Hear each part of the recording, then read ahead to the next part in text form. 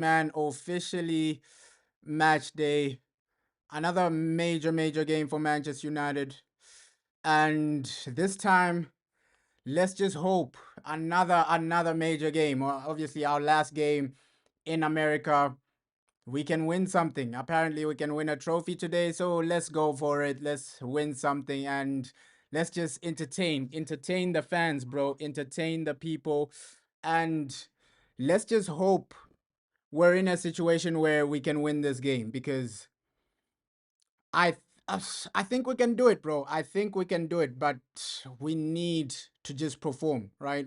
Performances and just entertain, but we have a lot to just discuss, man. The manager, he's been talking about being the next Sir Alex Ferguson, so Ruben Amorim backing himself and genuinely talking about staying at Man United for over 20 years. That's his viewpoint. That's his let me play this. Let me play this. So manager Ruben Amorim coming out. So this is a different interview, not the interview with MUTV. This is a different interview for BBC. Let's hope they don't really take this video down. I'm just gonna play a small clip. He's genuinely saying, I wanna be the next Sir Alex Ferguson. Let me play this, man. Alex Ferguson was here for ever.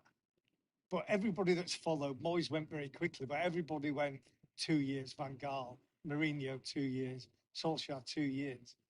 You need to stay more than 2 years. Yeah, I want to stay. I want to stay 20. That is my goal, and I truly believe in that. Something will happen. I always do. In some moments, I will be lucky. Uh, I had a lot of luck during my career as a manager, and my idea is to stay for many years. But again, we know that the results will dictate that. I know that last season I used all the credits, but I'm ready to start. Yeah, bro. The mood looks extremely positive, man. The mood looks extremely positive. Time for the match, and I think a lot of people are gonna be excited for this one, right? Buemo Cunha. That's what people are genuinely just looking forward to, right? That partnership. Yeah, I hope we play like the last game, bro. That should be the mindset. Play like the previous game, but Ruben Amorim, yeah, I think it is Mbeumo time, but let's see if he plays both of them, right? Let's see if he genuinely plays both of them, bro. So let's just hope and pray because he did say in his previous interview that okay, yeah, this is gonna be the day for Mbeumo. Everton for sure. Mbeumo will feature. Let's see if he plays both of them, or maybe it will be a situation. The first half is Mbeumo, the second half it's Cunha. We don't know, but let's just hope for the best, man. Let's just hope for the best. But yo, yeah, hey, let's just hope both of them are playing today, right? As fans, we want to see our new signings. And yeah, let me just play this again. Apparently, so this is Ruben Amorim saying he wants to be the next Sir Alex Ferguson, right? So this is Ruben Amorim saying he wants to stay at Man United for over 20 years, right? So he wants to be the next Sir Alex Ferguson. This is a BBC interview, a clip from a BBC interview. It's not like the one on MUTV. So he's saying he wants to be the next Sir Alex. And let's just hear what this is all about, man. Alex Ferguson was here for ever. But everybody that's followed, Moyes went very quickly, but everybody went 2 years, Van Gaal, Mourinho 2 years, Solskjaer 2 years. You need to stay more than 2 years. Yeah, I want to stay. I want to stay 20. That is my goal, and I truly believe in that. Something will happen. I always do. In some moments, I will be lucky. Uh, I had a lot of luck during my career as a manager, and my idea is to stay for many years. But again, we know that the results will dictate that. I know that last season I used all the credits, but I'm ready to start fresh. So he's saying, hey, the results will dictate whether I stay. And he's absolutely right, bro. For a manager to genuinely stay for what the period of Sir Alex Ferguson, you gotta deliver, right? So at least he has those ambitions to be a long-term manager, to be here for the long run. So Ruben, he's been talking a lot, bro, and it's just been encouraging to just see his positivity, and he's viewing this season as a fresh start. Obviously, some fans won't really view it as a fresh start. We were disappointed last season, and this is the season to deliver. But I genuinely do believe, okay, this man, he's got something. He's got something cooking, bro. I genuinely do believe, okay, with the right players. Mbuemo is here, Cunha is here. We've seen in the preseason. Preseason, we've been entertaining, bro. Bro, I agree with you, man. Him and this team is my only hope of following football any longer, bro. I agree with you because with Man United, bro, when Man United are genuinely losing, it hurts you, bro. It genuinely does hurt you watching other teams just win. Guys like Man City, Liverpool, it genuinely does hurt your confidence and your soul as a Man United fan when you're just losing. So this season is massive, bro. This season is extremely massive. And I agree. That's the main point as well, bro. The system, the foundation is starting to show from Ruben Amorim. I know a lot of people say it's only preseason. Don't get carried away. Don't start talking too much. And bro, it's been 12 years without a Premier League trophy, right? It's been 12 years without a Premier League trophy. So we can't really afford to be switching and changing managers. Let's just pray and hope Ruben Amorim is successful, bro, because this should be when the foundation starts building, bro. This should be when, okay, Man United, you're building that foundation this season. This season should be the season where we finally start building a foundation because in the past 12 years, we've seen it, bro. After 3 seasons, a new manager. After 3 seasons, I think fans are tired of that process, bro. We just need some type of stability, some type of substance, some types of foundation, bro. And Ruben, he's been talking a bit more, bro. And this was mainly about the structure in the club, talking about, okay, the structure in the club has changed. He's extremely confident with that. Yeah, system, culture, and players. It seems like we're progressing. Even the way he's talking, right? Even the way Ruben Amorim is just talking recently. He's saying, okay, I trust Sir Jim Ratcliffe, this and that. I talk to the man. I'm realistic with the man. I tell the man what I really want. And you can see that he had a massive say in Cunha coming in because Cunha, Ruben Amorim was saying, yo, Cunha is a diversified individual, bro. Hey, shout out, bro. Here we go, man. And I'll also talk about the Cesco. A lot of discussions about Cesco as well, bro. But I just want to touch down on what Ruben Amorim has been saying because it's a bit encouraging, bro. It's a bit encouraging to just go into the season and then the man, it looks like he knows what he's doing. And the way he's talking, it looks like he's ready for this season, right? He's accepted that, okay, last season it was really below average and we really didn't really perform. It was terrible, bro. It was terrible. But Ruben Amorim, he's talking a bit more, bro. Is the way I'm feeling because they are my image, so I can be happier when the team performs well. And performs is not just sometimes you can perform well in certain things and play bad. But I think they are giving everything, and that is the most important thing. I'm really happy with that. Did you have some good time off before this as well with your family? Yes, it was perfect. The weather was perfect. Everything was arranged by my wife. So was really important, It was really important. Of course, you can never disconnect. Always on the phone with Jason, with Omar, trying to see things. So he's talking to these guys, Jason, Omar Barada, and transfers, bro. Of course, the manager is frustrated that, okay, right now a striker hasn't really come in, a midfielder hasn't really come in, and goalkeeper, apparently Donnarumma, those links are really, really coming strong, bro. Those links of Donnarumma are really, really coming strong, bro. Yeah, we just have to move away from the egos as well, bro. I agree with you. The ego players, even Garnacho is developing an ego right now. At least we're moving away. Sancho, moving away, right?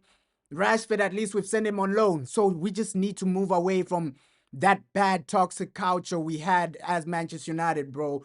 This is our time. I think this is gonna be our time to just build a foundation. The way he's talking, he's saying no. Ruben Amorim is saying, I talk to Omar Barada, I talk to Jason Wilcox, these guys on a regular basis. Obviously, he's telling them what he genuinely wants, and let's hope they deliver for the manager, bro. Yeah, we ah and we remember what Ragnick said. Open heart surgery. That's what we genuinely needed. That's what we genuinely needed because a lot of the players at the club, bro, they lack mentality. They genuinely do lack the mentality to take us to the next level, to genuinely win week in, week out. It's been below average. It has been below average the past 12 years, right? So at least now we're building something. I think this is gonna be our time, bro. This is gonna be our time. The match is in 2 hours, bro. The match is in 2 hours, bro. And yeah, Ruben, he sounds confident right now. He genuinely does sound confident. We are Right? changing our building, trying to see all the logistic for the guys to feel like this is a new start. So it was a busy summer, but also really refreshing. When you drove up to Carrington for the first time, very end of June, what was on your mind before day one of pre-season? The first thing I was confident already because I already knew what to do, our path, what I need to do in the first training, so that can give you a certain confidence. Then we had already Mateus. We had a clear idea what type of group that we wanted, and also that feeling that the pressure is on and we have to deliver this year. Nah, bro. Onana is not really injured, and you can hear what he's saying. You're right, bro. And this is a starting point.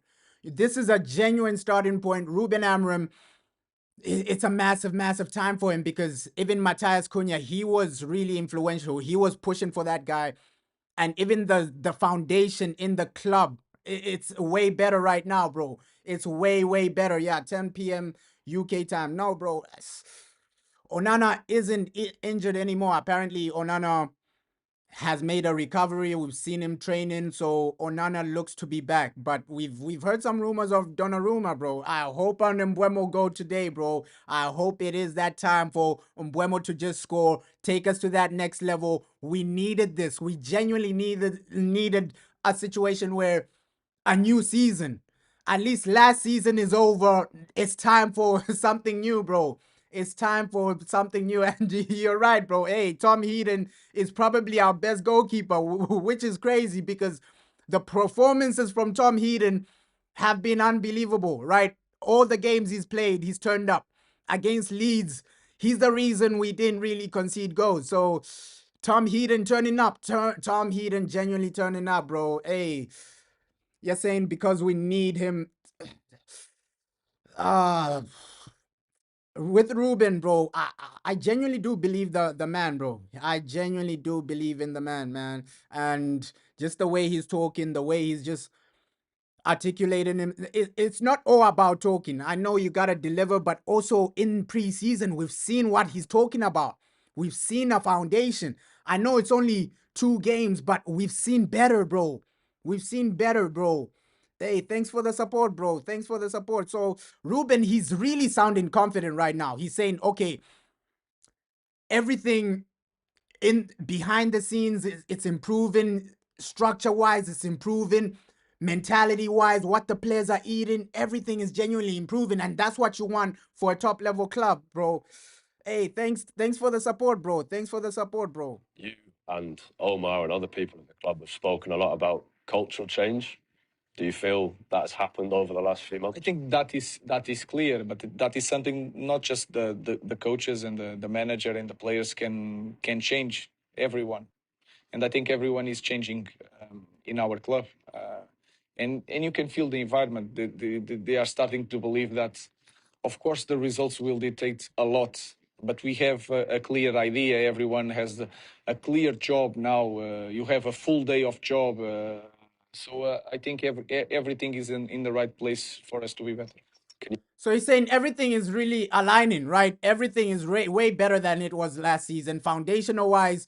The training center, the what players are eating, so it looks confident, bro. You're saying we should go for like Donnarumma. I think Donnarumma is a top level goalkeeper, bro. If you do get him, it's just a situation of okay, Donnarumma, would he come for lower wages, right? You can't have a situation where Donnarumma is making more than Mbuemo, more than Cunha, and almost the same amount as a Bruno Fernandes. So we know how much Donnarumma is making at PSG. That might be the main issue, right? Do you want a goalkeeper on over 200K a week? So that might be the main issue, but Donnarumma is unbelievable, bro. We saw him in the Champions League. We saw him when Italy won the Euros. So this guy he's unbelievable, bro. You're saying, what do I think about the Garnacho situation? I think it's just good that we're moving forward, bro. It's just good as a club we're moving forward from this whole situation because at least you have players that want to be here, right? Players that are respectful. You can see with Alejandro Garnacho, he's disrespecting the club just the way he's moving behind the scenes, right? Liking photos of Fabrizio Romano talking about the transfer. You haven't even moved yet, so some fans will see that as disrespectful. And what he did in the Europa League final, disrespecting us after we lost the Europa League final. So it's like Garnacho, bro. His ego has really gone over the line, man, and it's just time to move him on, right? It's just time for Garnacho to find a new club, move him on, and looks like it might be Chelsea, right? We heard Fabrizio Romano just talking about Chelsea. That is the destination for Garnacho. That will be the main thing for Garnacho. Okay, him to Chelsea. That's what he wants. Apparently, contacts will start next week. So Fabrizio Romano gave an update on Garnacho. Apparently, Garnacho to Chelsea, those contacts will start next week. Negotiations will start next week. It just depends on how much Manchester United want for Garnacho, right? It's just about the price tag for him. Chelsea, obviously, they're quoting they don't want to pay over like 40 million for Garnacho. We've heard Man United have lowered the price tag, so personal terms with Chelsea and Garnacho won't be a problem. It's just Man United and Chelsea. Can they genuinely find an agreement, bro? That's the main thing, bro. Can these two clubs find an agreement? That's genuinely the main thing, bro. Antonio, hey, let's see, bro. Let's see. And you're right. Lamens, he's probably the most realistic goalkeeper, but Donnarumma would be great, but his wages, bro. Do I see Sir Jim Ratcliffe and the new structures paying Donnarumma over 200K? Because that's what he's on at PSG. Unless he comes to Man United, takes a pay cut, I don't really see us paying him over 200K. That's really massive, bro. That's a lot of wages for a goalkeeper, bro. You're saying will he cook at Chelsea? I think he might just be a bench player, bro. Garnacho, we've seen the wingers Chelsea have, bro. On the left wing, even Sancho was failing to get into that team, and now they have João Pedro as well. So João Pedro, he can play as a striker. He can play as a left winger as well. So Garnacho, let's see, man, because now Chelsea are buying so many players, bro. And they also have that young Brazilian coming in. So Chelsea have so many young wingers, bro. Will Garnacho be playing? As United fans, we don't really care, bro. Let's just sell him and get the money from him. 100% profit. 100% profit, man. It's 100% profit. It's going to help us long term. So that money from Garnacho is beneficial for Manchester United, bro. It's beneficial. You're going for a 3-0 United win. I think we might even score more than that, bro. I won't even be shocked if it's a 5-1. We always know Man United, somehow, some way, we're going to concede a goal. So I'm just going to say, hey, 5-1, right? Buemo goal. Let's hope Cunha gets a goal. Bruno a goal. It's just, I feel like it's going to be goal galore, bro. Today, Cunha, Buemo, Bruno, even Ahmad gets a goal. Hey, we don't even know, right? Maybe Hojlund as well, because we know Rasmus is going to start today. Rasmus probably is going to start. And the main question, man, let me put this up, man. Let me put this up because it's actually hindering peace and blessings, bro. Peace and blessings. A lot of fans are having that debate. Rasmus Hojlund. Some fans want him to stay. Some fans want to genuinely sell him. Let me just start a poll. Do you want Man United to sell Rasmus Hojlund? Because a lot of people are saying, hey, let's keep him. Some people are saying, nah, let's sell him. So Rasmus, we don't really know. Hey, some people want him to be sold. Some people want him to stay. So let's see, man. Let's see with Rasmus Hojlund what genuinely happens, because it's dividing a lot of fans, bro. Some people want Rasmus to stay. Some people are saying no, just send him out on loan, bring him back. So it's a real complicated situation, bro. Hey, thanks for the support, bro. Thanks for the support. You're saying one more season. That is the viewpoint from a lot of fans, but I do believe, hey, the club might use Rasmus to try and get Cesco, bro. The club might just use a Rasmus situation to try and get Cesco over the line, because Benjamin Cesco, unbelievable player, bro. Unbelievable player, but yeah. Give an example of how that culture has changed, how you see it in a day to day. You're saying you still feel like he has potential. Rasmus, he came in with something, bro. He came in extremely expensive, right? Obviously, as Man United, Rasmus Hojlund not really delivering, it hurts you because you paid so much money, bro. It hurts you because it paid so much money. What would I do? I think we just gotta like cash in on Rasmus, because let's just give a scenario. You bring in Cesco. Now you have two young players. So either you send him out on loan or you just cash, because I don't see a situation where Cesco and Rasmus, it works both of them, right? And we can see that, okay, Cesco, he's way more talented than Rasmus, bro. He is way more talented. You're saying we need Rasmus. Rasmus would succeed next season. You have faith in him. And this has really divided a lot of the fan base, bro, because you can see the poll here, it's like 50-50, bro. It is like 50-50. Some people saying yes, some people saying no. So the selling of Rasmus Hojlund, it's divided a lot of people, right?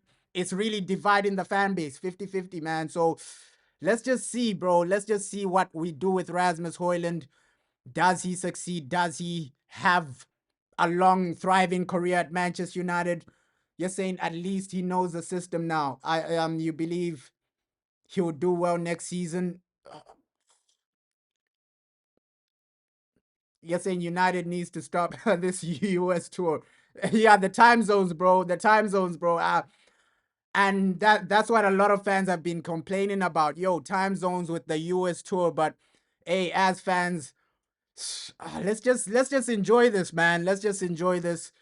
Obviously, it's not the greatest, right? But at least let's just enjoy the football, man. Today, Ruben, let's hope he cooks. Let's hope he does cook. Let's hope he does deliver. I don't want to. It's hard to talk about that in this moment because it seems like I'm saying bad things about the last year or the last years. But I think in every detail, I think we are better in the organization of the day by day.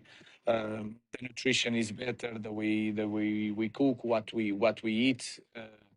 How we prepare training. I think we are more organized. I think we have people now that help us to be better.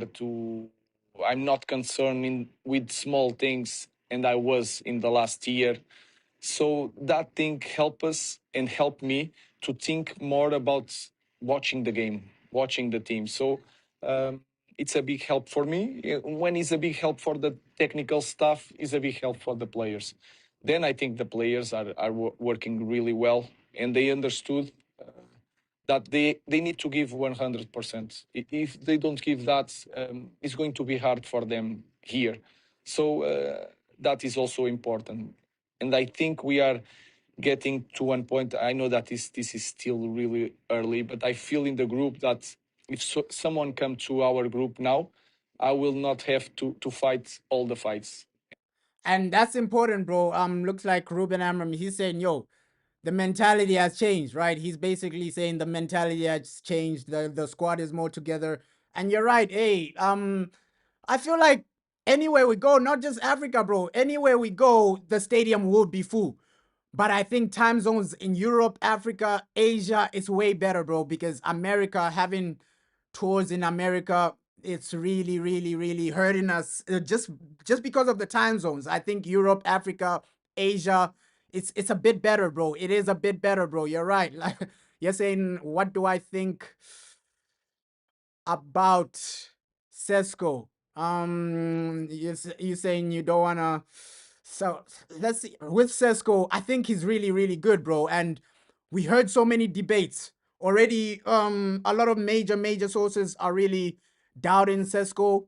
So there are some people doubting Cesco. There are some people really saying, hey, Cesco might not really do well. There's some people saying Cesco mustn't go to Manchester United because Man United destroy players, this and that, for his development. He should go to Newcastle because look at what Isaac has done at Newcastle, this and that. So there's so many debates and arguments of whether Cesco should join Man United. Some United fans are saying, no, we need somebody more experienced, somebody who already knows what to do in the Premier League, and then keep Rasmus as a backup.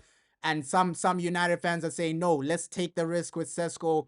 He's an unbelievable striker, this and that. So it's also dividing a lot of fans, bro. The Cesco discussions are also dividing a lot of fans, bro. You're saying you don't want Watkins anymore, rather move for Baleba. Yeah, we need somebody, bro, in that midfield. We need somebody for in that midfield, bro. You're saying Rashford should do well at Barcelona, so he doesn't need to genuinely come back at Man United. So Rashford, let's see. His preseason hasn't been the best, right? I've seen a few.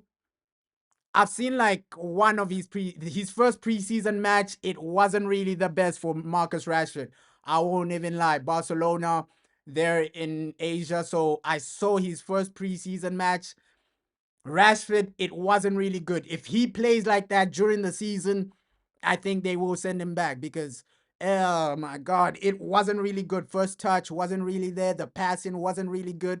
Overall, the whole game from Rashford, it needed to improve, bro. It needed to improve. You're saying rivals may be scared Cesco joining us? That might be the situation, bro. That might be the situation. Yeah, and Watkins, he's age as well. But Watkins, he's gonna give you like 2, 3 good seasons, and then you gotta move on. And you don't want a situation like that with a striker where they'll give you 2 good seasons and then you gotta move on. Looks like West Ham are 2-0 ahead, bro. The Premier League series, bro. So we might win this. It's another trophy. You're saying we need both, and these have been like the discussions. Let me bring in something from ESPN. These guys have been debating the thing of Cesco, right? Benjamin Cesco to Man United. Some people are in favor, some people are not really in favor. So it's dividing a lot of people, man. It is dividing a lot of people, a lot of mixed feelings about, hey, will this guy do well? Will this guy perform? If he does go to Man United, is it the best thing? Let me just wait for this as well. You're saying 60 million for Watkins is pushing it. It is a lot, bro. It is a lot. What position do I think next season? Next season might just be maybe we can push for 5th or 4th. Right? If we get a foundation of a midfielder, get a striker, get a proper midfielder, somebody like a Baleba, someone proper in the midfield, right? A new goalkeeper as well. I think we can push because last season we saw our goalkeeper was losing us a lot of points, man. Onana making too many mistakes, and last season injuries as well. If we can stay injury free, if we can stay consistent, because the big games are not, I'm not worried about the big games, bro. It's games like this, Everton versus Man United in the Premier League. That's where we were dropping points, right? We remember that last season, Everton, we failed to beat them, bro. Bournemouth, we failed to beat them. So games like this, that's where we need to just genuinely improve, bro. That's where we just need to take ourselves to the next level. at least if we bring some consistency in that situation, it's way better, bro. It is way better for us having a situation like that. Everything you just heard now, price tag, his qualities as well, the fact that we know. So it's been a lot of journalists are really, really talking about this Benjamin Cesco to Manchester United. Some people are literally against it. Some people are for it. So the debate is that, oh, Man United will ruin the guy and Man United ruin players. So let's just hear a bit of what they had to say, bro. That Manchester United are prioritizing a striker in this transfer window. Should they just go for it? My biggest worry is for Cesco. Be quite frankly, you know, successful teams are usually built from the back forward. And certainly successful teams are built in the guts of the team forward. You don't start up front. Look at all the players they're signing. If they sign Cesco, they've signed 3 forwards, basically. Mm. You've got to get them the ball. You've got to get them opportunities to score. And what Manchester United have right now in the middle defensively isn't good enough to produce that for those 3 players. Again, if Cesco goes. I mean, if I'm Cesco, I'd be worried that I'm going to stall. So he's saying, hey, Man United, we don't have enough players to genuinely just build that foundation from the midfield, get the ball into the final third. And he's saying we need to build that, bro. He's saying we need to build that. You're saying it will be best if we win one of the domestic trophies. That would be the main thing, bro. Can we win a Carabao Cup? Can we win an FA Cup? That would be amazing, bro. That would be amazing. Yeah, we've been hearing. The only reason we haven't really put in a bid for Cesco is because they want 100% dedication from him. And we heard from Fabrizio that he doesn't really want to give Manchester United 100%. He doesn't really want to give Man United 100%, man. You're saying we will we will win the Premier League this season. I wish we could, bro, but I think that's a bit unrealistic, bro. I think that's a bit unrealistic. Winning the Premier League, we still need a bit more, bro. We still need a bit more, bro. Last season we finished 15th, so let's see, bro. You're saying long time. This preseason has been great so far. Yeah, the preseason has been amazing, bro. The preseason has been amazing. The winning, the system looks way more progressive. So a lot of the journalists, the pundits, they're saying, nah, for Benjamin Cesco, he shouldn't go to Man United, right? it's a death sentence if he comes to Man United. So he's saying, yo, Man United, they ruin a lot of players, they ruin a lot of guys. Yeah, at least we got in Mbeumo and Cunha, bro, because those guys are gonna be consistent. I've seen a lot from these guys in the Premier League to say, okay, they won't struggle. It's already guys they already know, Premier League teams they already know. So it's a situation they're comfortable with. It's genuinely a situation they are genuinely comfortable with. You're saying Douglas Luiz. Let's see, bro. Let's see if we go in for Douglas. With Douglas Luiz, he would be unbelievable, bro. He would be great, but I think for Man United, Baleba should be your number 1. Just go all out for that guy, bro. It's like what Chelsea did with Caicedo. That's what we should be doing. Just go all out. Just go all out for Baleba, bro. Go all out because you signing a player like that, he's a long-term signing, bro. He's a long-term signing. You sign him once, he's here for like, he transforms you. He genuinely does transform you. So I think somebody like a Baleba, go all out for him. Just go all out, man. Manchester United. You know, you try and, you know, you look at the path that Haaland's had. Mm. You know, he's done it the right way. He's built, and then he's joining a team in Manchester City that they're at the top of the tree. No wonder the guy continues to score goals and continues to get better. Is Cesco going to do that at Manchester United? I'm not so sure. And if they do get Cesco, Gab's talking about, you know, financial fair play. So they're not going to have any money to strengthen the middle of the park, strengthen that defence, strengthen in goal. So yeah, if I'm Cesco, I'm sorry, but I'm going nowhere near Manchester United. Shaka, what you? So he's saying if he's Cesco, a lot of the pundits are really, really, really attacking Man United, bro. They're saying, yo, Benjamin Cesco going to Man United, it's gonna be a career killer for him. It's gonna be the end of his career. He's gonna end up like Rasmus Hojlund, where you're a young up and coming player, and then when you go to United, your career is over. So those are the debates a lot of the pundits are having, saying no, for his career, for his development, he shouldn't really go to to Manchester United, bro. Yeah, the man is a Liverpool fan, bro. The man is a Liverpool fan, bro. So we know with Man United we're gonna get a lot of hate. Oh no, we shouldn't sign this guy. If he was going to Liverpool, they would have been praising the signing, right? That's the difference, bro. If Cesco was linked to Liverpool, a lot of the major pundits who they would have been saying, "Hey, this is a great signing for Liverpool, this and that." So it's scary times, bro. Scary times, bro. That's why, hey, I think a midfielder should be our main priority. Go out, all out for Baleba, bro.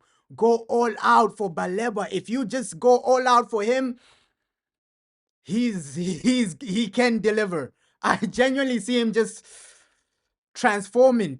He's the dream for us, bro. I think just bringing in a midfielder like that, he can be like transformational, bro. He can be transformational. Yeah, Liverpool fans really do hate Man United, bro, because it, even when they praise us, it's like a slight dig. Yes, you did well, but there'll always be a but, right? There'll always be a but with Man United. So yeah, it's just, bro.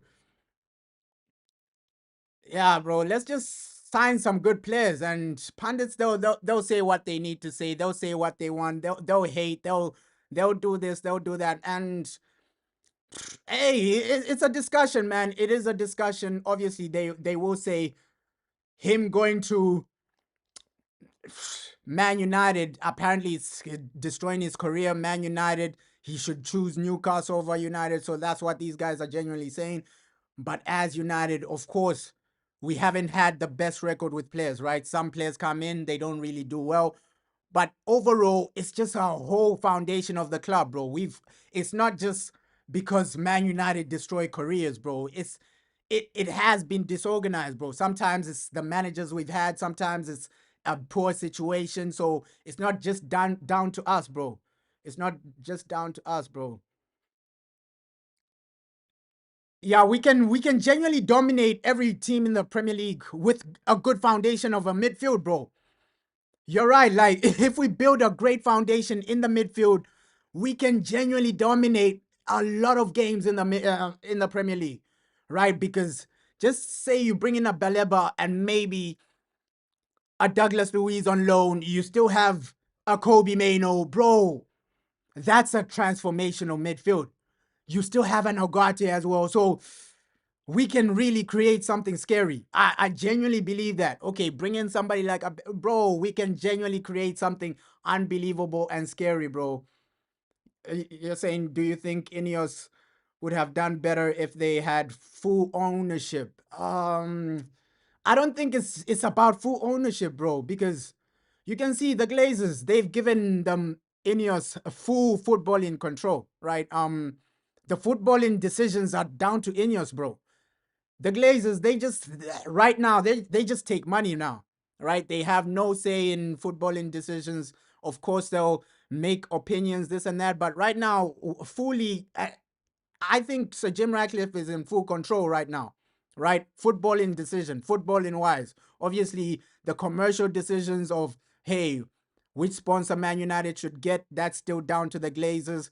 Which, hey, where should Man United go to tour? That's still down to the Glazers. That's why we're always going to America a lot of the time. So the commercial decisions is still down to the Glazers. The decisions that are based on money, like where Man United go out on tour, the sponsors, things like that, that's still down to the Glazers. But I think Sir Jim has a lot of control, bro.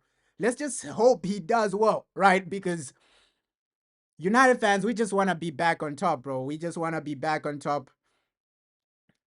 Yeah, bro. These Liverpool fans, bro. Liverpool fans, bro. you're saying Thibaut Courtois is a Manchester United fan. Uh, I don't think he'll come, bro. I don't genuinely think he'll come, bro. Thibaut Courtois, I think those are dreams, bro. I genuinely believe those are dreams, bro. Those are dreams, bro. Let's see, man. Let's just see. Baleba, he would be a dream. He would be a dream for us. This transfer window just build a foundation. January, bring in more faces. And then I think next season, you just polish the team, right? Okay, where you still need some more faces, you polish it up, you bring it up, you take it to the next level. So as Manchester United, we just need something. We just need something, man. We just need something. Oh my God, something major has happened. So looks like some major breaking news of the starting lineup. Looks like Mbeumo starts. So some major breaking news for this game. Looks like Mbeumo starts. It's Mbeumo time. Looks like the man will be starting. Some major breaking news. Looks like Man United have just posted a hint, and it looks like it's Mbeumo time. Looks like it's Mbeumo time, man. Mbeumo might be starting this game, and he's in the tunnel, bro. He's in the tunnel. Looks like it might be Mbeumo time. Mbeumo starting today. That's what we've been waiting for. That's what we've been asking for. You're saying if we buy Cesco, that means we can't get Baleba. Yeah, Cesco will be expensive, bro. Cesco will be expensive, but with the sale of like a Garnacho, you bring in so much money into the club, bro. You bring in so much money because it's 100% profit. And to sign Cesco, we don't really need to sell anyone. Bro, Mbeumo has arrived, man. Mbeumo has arrived. It's finally that time. We can finally celebrate. Hey, we've been waiting for this man, bro. Yeah, the game, let's just enjoy it, bro. The game might be late. Let's just enjoy it. One more hour and it's Mbeumo time, bro. The game is around the corner. So the full starting lineup hasn't really been released, but looks like Mbeumo is gonna start, right? Looks like Mbeumo is gonna start this. So massive positive. Let's see if Cunha is also starting. You're saying WWE getting boring. Bro. I think Jake Paul is adding something, bro. Jake Paul is adding something, bro. I won't even lie, but Onana would be amazing, but we know with Everton, bro. Sorry, with Onana, do we get him? Just go all out for Baleba. That's what I feel. Go all out for Baleba. So these pundits, bro, they've been talking. They've been talking. United getting their priorities wrong then? I just think there are so many layers to this that is a little bit confusing. Manchester United don't need the next upcoming striker to Jan's description. Manchester United needs somebody now. Now, Cesco may very well be that person. Any transfer funds. So added to that, you've already spent north of 150 million in replenishing your squad. You'll probably spend another 75 to bring in Cesco. Speculation about another goalkeeper, which adds on top. I'm not sure you're going to get the 50 back or whatever it is that you paid for Onana, if that's the case. And all of a sudden, if some of this speculation is true about the direction of Manchester United intending to go, you again question profit and sustainability and all the noises you've been hearing from Ineos, etc. Yeah, bro. So they're saying, hey, the foundation doesn't really look good, but yeah, Akuna Matata, it's genuinely that time, bro. It's genuinely that time. After 2 months, after long negotiations, Mbeumo finally gets to start a game. Mbeumo to Manchester United's first start. So it's amazing, bro. It's amazing. Mbeumo time. Let me bring this on the screen, bro. Let me bring this on the screen. A lot of the players have arrived, man. So let me bring this on the screen as well. They are at the stadium. Let me genuinely bring this. So everything is aligning, bro. Everything is aligning right now on Mbeumo time. And you're saying no, I'm saying Logan Paul in WWE, not as a boxer, bro. Logan Paul in WWE, bro. So he's like in WWE, bro. Logan Paul. You're saying, do you think Arsenal will beat us? let's see which midfielder. If we get like a proper midfielder in before that Arsenal game, I think we beat them 100%, bro. Let's just see. Is the midfield covered before that Arsenal game? Do we have a certified midfielder? Because if we go into that Arsenal game or disorganized Casemiro with next to Bruno, I think we get bossed because now I know Casemiro bossed Zubamendi in the Europa League, but now Zubamendi is playing with better players, bro. Genuinely, he's playing with better players, bro. So Arsenal, their midfield foundation. Let's see which midfield we play against Arsenal that first game of the season. That will dictate a lot, bro. That will dictate a lot. But I think if we bring in a proper midfielder, we boss them. We boss Arsenal, bro. I genuinely believe that. Yes, saying we pay, we're not paying a lot from Rashford's salary, bro. Rashford's salary. I think Barcelona are covering a lot of it. I think Barca are covering all of it, right? So Rashford's salary is off the books. Barca are covering a lot of it. It's just Sancho's salary we need to get rid of, bro. Yeah, get Onana, bro. Who would you sign, Isaac or Baleba? I think Baleba transforms us, bro. I think Baleba, he's a transformational type of signing, bro. He transforms the whole team. The whole team is transformed with Baleba.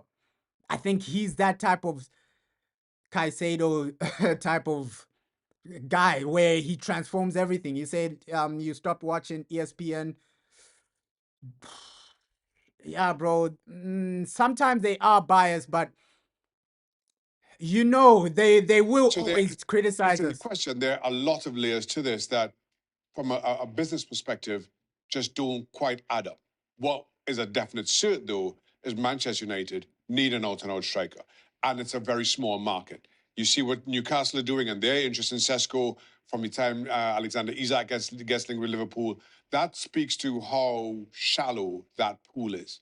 After everything you just heard now, price tag, his So hey, these guys will always criticize us. I'm trying to get the team news out. I'm trying to like get the team news as well. We're back, man. We're back, man.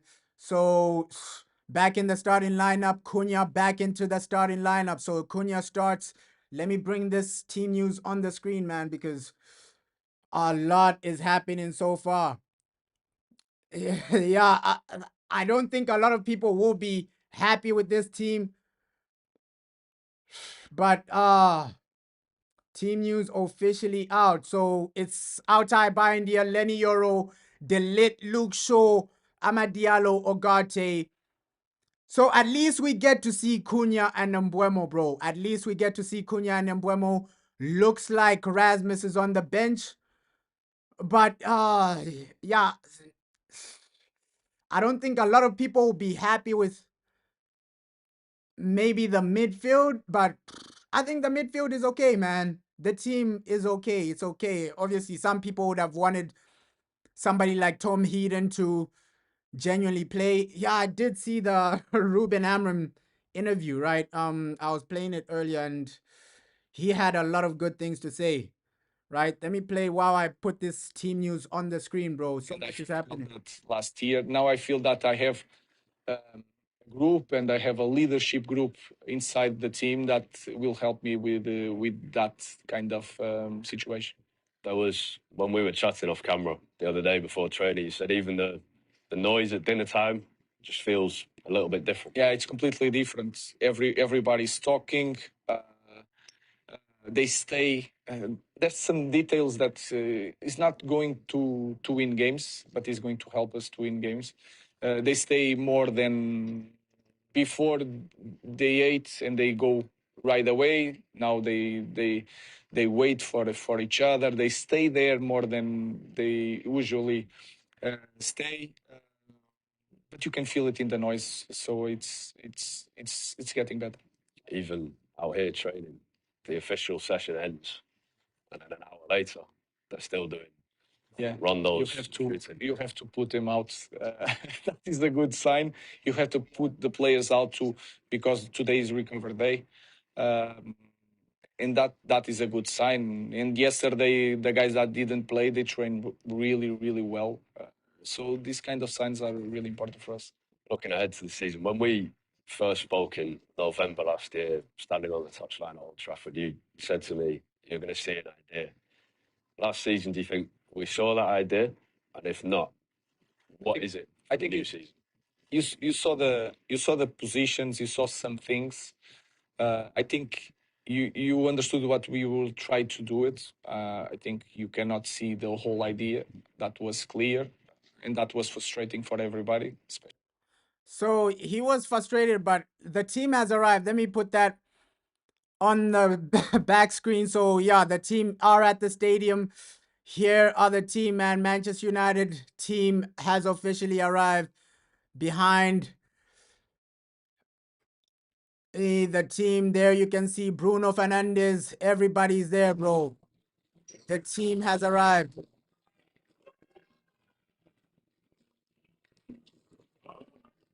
There's the manager, Ruben Amorim. Officially there. The team have arrived. The team has arrived, man. The team has arrived. Bruno Fernandes. Come on, come on. And here's the team news as well.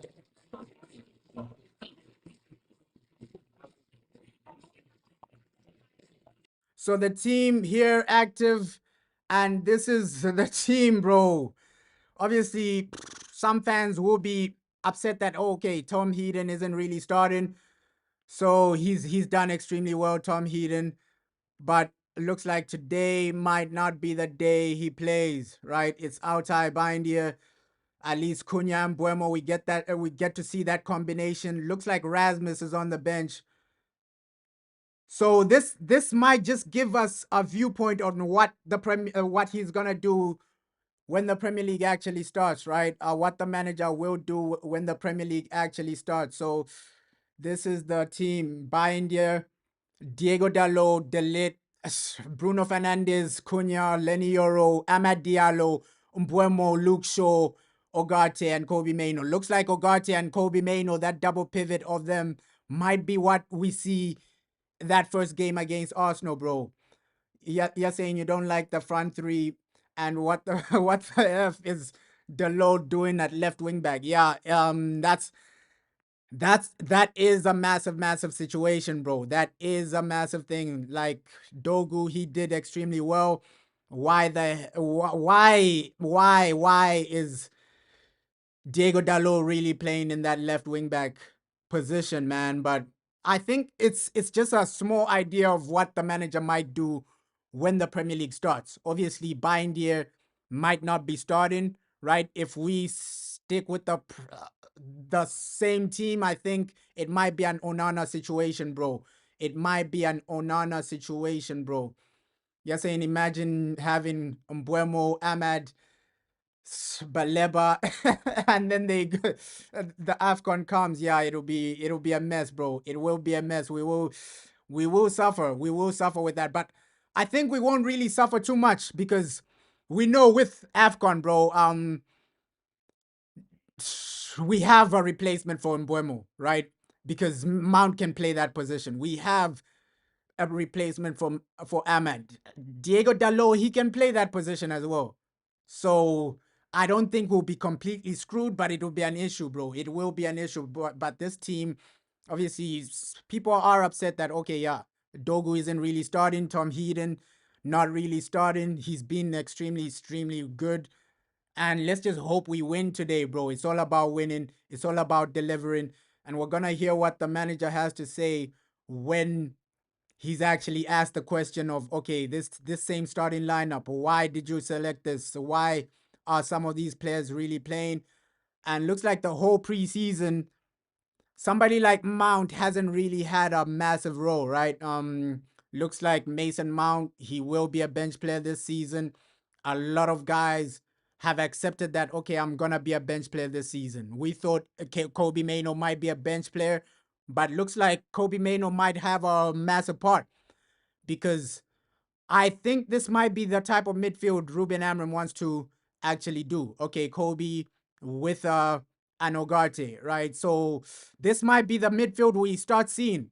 I think we're seeing a slight shape of what Ruben Amorim is trying to do.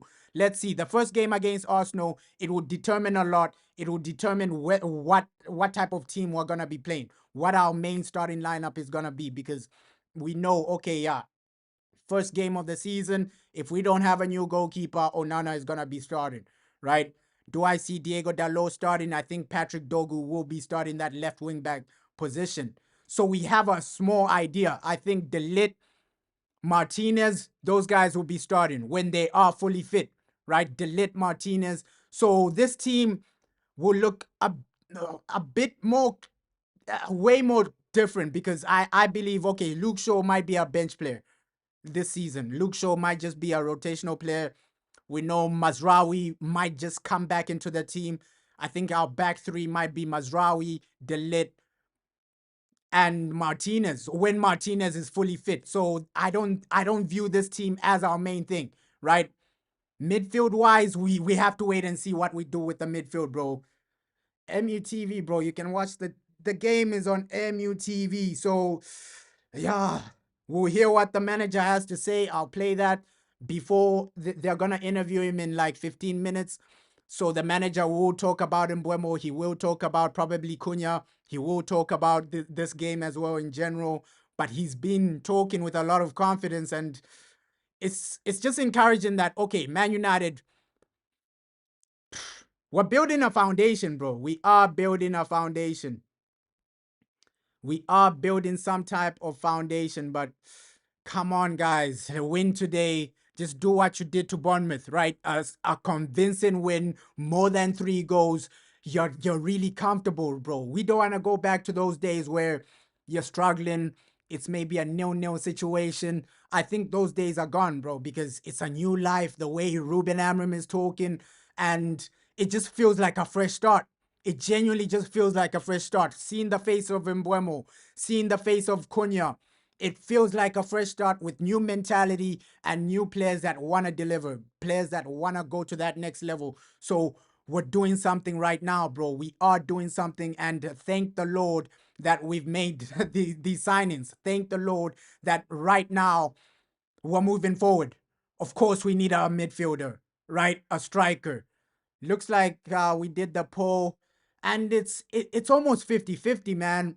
It's almost 50-50. A lot of people, 55% are saying yes, sell Rasmus, and 45% are saying no, do not sell Rasmus. So over 700 votes, and that's the notion. Looks like it's almost close, man. And I said it before adding the poll, hey, Rasmus Hojlund is gonna divide the fan base. A lot of fans love him, a lot of fans want him going. So looks like he's on the bench today, Rasmus Hojlund. Looks like he's not really featuring. And let's see, the front three, it's stable, man, because we know Cunha, Mbeumo, these two, they can genuinely interchange, right? They can really play as a striker, play as a number 10, play as wingers. So they're really versatile, Cunha and Mbeumo. I see a situation where they're just interchanging, right? Low key, I feel like we're building an attack like the one we had, Tevez, Ronaldo, Wayne Rooney. I'm not saying Cunha and Mbeumo are on a Tevez or a Ronaldo level. I'm just saying the type of versatility, right? The type of versatility from these guys. They can play on the wing. They can play as a number 10. We remember Ronaldo, he could play on the wing. He could also play as a striker. Same with Wayne Rooney. Wayne Rooney can play as a number 10. He can play on different positions as a striker. So we're building that type of attack where it's a bit more fluid, bro. It's a bit more fluid. Mbeumo, he can play as a striker. He can play as a number 10. He can play on the wings. So he's versatile. Same with Cunha, right? So, and that's what Ruben Amorim said. That is what Ruben Amorim said. Okay, the versatility of these guys, that's why I love them. That's why I told the board members, he was talking about Omar. That's why I told Omar that, okay, this is what I want from my attacking players. Guys that are versatile and guys that can play multiple positions, because we might even see a situation where Matthias Cunha, or even a situation where Mbeumo is playing as a right wing back, right? Him and Amad Diallo are interchanging, because he can play that position as well, right? As a right wing back, him and Ahmad can interchange with him in the number 10 position. He can interchange into strike. So you're building like some type of versatile. I don't know what Ruben Amorim is trying to do, but as fans, we're gonna get excited. We just want to see the best overall situation, and if we can deliver, let's hope we do deliver. Yeah, Mbeumo is active, bro. Mbeumo is active. It's time to show up. It's time to deliver, and bruh, it's almost that time, bro. It's almost that time, man. Just happy that as United, we're moving forward. Let me put this also. Now you can see a little bit more because the characteristics are different. But I think I have to remind people that in the last 3 months we tried to manage all the players and try to. We had the situation that we have to perform and to win in Premier League, but also our focus was in Europa League, and sometimes it was really hard and with some injuries was tough on everybody. But I don't like to use an excuse. We didn't do our job last year. We have to do it this year. So I think the idea is going to improve. Two new arrivals to help with the idea, Brian and Mateus. How important was character as well as ability in their signings? And this is Ruben Amorim talking about the value of Cunha and Mbeumo. So I really found this informative, right? Where he's saying the lineup is okay, bro.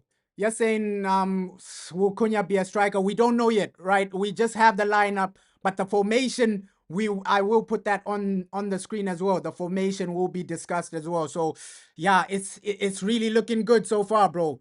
It's really, really looking good, man. It's really looking good. And we're interchanging. Let's just hear a bit about what he had to say about these two players. So Ruben, this is what he had to say, bro. Is a key point in our way to do things now. It's not just how they play. It's really important how they play, of course, because that is the job. But the character is really important, and we took a lot of time to know the players, to talk with everybody before we bring some player to our group, and that is going to be like a rule, and is going to be a massive in our decision when we bring a player. So he's saying he talks to these players before they come, right? He has conversations with them. They analyze them massively, and the character and everything is really important. Some breaking news. I don't think this is breaking, but apparently Man United, we've already won this summer series. So even if we lose this game, we're gonna lift the trophy. It's a good trophy to win, bro. At least we get to win some silverware. I know people will say, hey, it's only preseason, but hey, let me bring a picture of this trophy, man. A summer series trophy. Obviously, some fans won't really be in favor of this. It looks okay, man. It looks okay as a trophy. So the summer Premier League summer series trophy. Let me put that on the screen. It looks okay. It's not the worst looking trophy, but looks like this is the trophy we're gonna be winning today. Mentioned to us the other day, chatting, players need a spirit to play at Old Trafford, and the Old Trafford crowd needs players with spirit to be excited by games. Easy. Sometimes we have to look the past. What was the reasons for all the success? Of course, the football change, the world change, but there are some things that we can get from that, and I think that is the spirit of the players. And when I'm going to Old Trafford and we show a good performance like we did against, for example, Real Sociedad, and people. I feel the excitement of everybody. So I think they deserve to have guys like Mateus and Bruno and all these guys that can lift that place. So we expect to do that. So he's just saying, hey, these guys will come in, lift the mood, and lift the whole environment. But yeah, this is the trophy we're gonna be lifting today, bro. This is the trophy we're gonna be lifting as Manchester United. Summer series. So we've already won this trophy just based on the points we've accumulated and the goal difference. So this is the trophy, man. Obviously, some fans will say, hey, it's not the best looking. It's better than nothing. At least we've racked up a trophy. It's not the best looking, but at least we're gonna lift something. But yeah, let's just here, man, because this starting lineup, it's okay. It's not too bad, but it's okay, man. It's something. It is something. The match is almost underway, and let's just hope we win today, bro. No changes in the back line too. Lenny Yoro and Luke Shaw at either side of Matthias de Ligt. Patrick Dorger is rested after earning the man of the match at Soldier Field with his goal-scoring display. Instead, our new number 2, Diogo Dallo, is at left wing-back. Ahmad is on the right. That's always exciting. He started the number 10 in our last game, so Ruben checking him out in that position once more. It's a youthful midfield pairing of Kobe Mino and Manuel Agate, and then up top, well, isn't this exciting? 2 new signings playing together for the very first time, and with our captain, Bruno Fernandes, too. How will they line up exactly? Well, it's a little hard to say. We think Bruno and Brian Mbemo will be behind Mateus Cunha, but we'll see. As for Everton, Jordan Pickford marshals a 3-man defence of Jake O'Brien, alongside United Academy graduate and 2011 FA Youth Cup winner Michael Keane and captain James Tarkowski. Another ex-Red. So it looks like, Cunha is a striker, bro. Cunha is gonna be a striker, and Mbeumo next to Bruno Fernandes in those number 10 positions. So, yeah, Cunha striker, Mbeumo next to Bruno, and then Kobe next to Ogarte. So that is the type of formation. Left wing back. You're saying, is it silver or plastic? I think it is silver, bro. I don't think it's plastic, because Premier League, we know all their trophies are really, really either silver, platinum. It's a Premier League trophy, bro. So whether it's Premier League series, it's still something like a silver. I think it's silver, bro. I don't think I don't think the Premier League would just put out a plastic trophy, whether it's preseason or not. I don't think the Premier League would be putting out a plastic trophy. So this is the trophy we're gonna be lifting, bro. This is the trophy we're gonna be lifting. Mbeumo as a number 10. Cunha, Mbeumo. Apparently they will interchange, but let's see, bro. Let's genuinely see how this overall starts and just where we go as a team, bro, because we just need to win today. We just need to win, right? Positive lineup. Let's just get the win. The W is all we're asking for, right? That win, bro, it's all we're asking for today. Now, the game is not really starting now, bro. A few more minutes, like an hour. We're still waiting for what the manager has to say, but yeah, bro, it's massive. Cameraman Noel, come with me. Right, where are we going first? Let's go and speak to these Manchester United fans who I know have come all the way from North Carolina. How far's that journey? Oh, it's like 6 hours drive. So let's just hope we build a foundation right now. I'm happy with this starting lineup. Obviously, it's gonna look way different against Arsenal. So we're building something, we're making something, and a lot of fans will complain about Baleba, bro. Baleba is the main guy we need, right? Baleba, he's the main guy we genuinely need, right? I think he transforms us. Just bring him in. I'll be shocked if the board are not looking at him, bro, because we've already missed out on somebody like a Richard Rios. That guy, he transforms Man United massively, bro. So if you get somebody probably close to a Baleba, right? He brings you, he transforms you. And I just want to also play a bit about what Fabrizio Romano had to say earlier, right? Before the manager talks, let me play a bit about what Fabrizio, he's been keeping us updated with all the transfer news, with everything genuinely happening. And shout out to Fabrizio Romano, man. The work he puts in, he's always active, he's always updating people. And yeah, the man is always there, bro. For coming all the way from North Carolina. So let's see what. Let me just.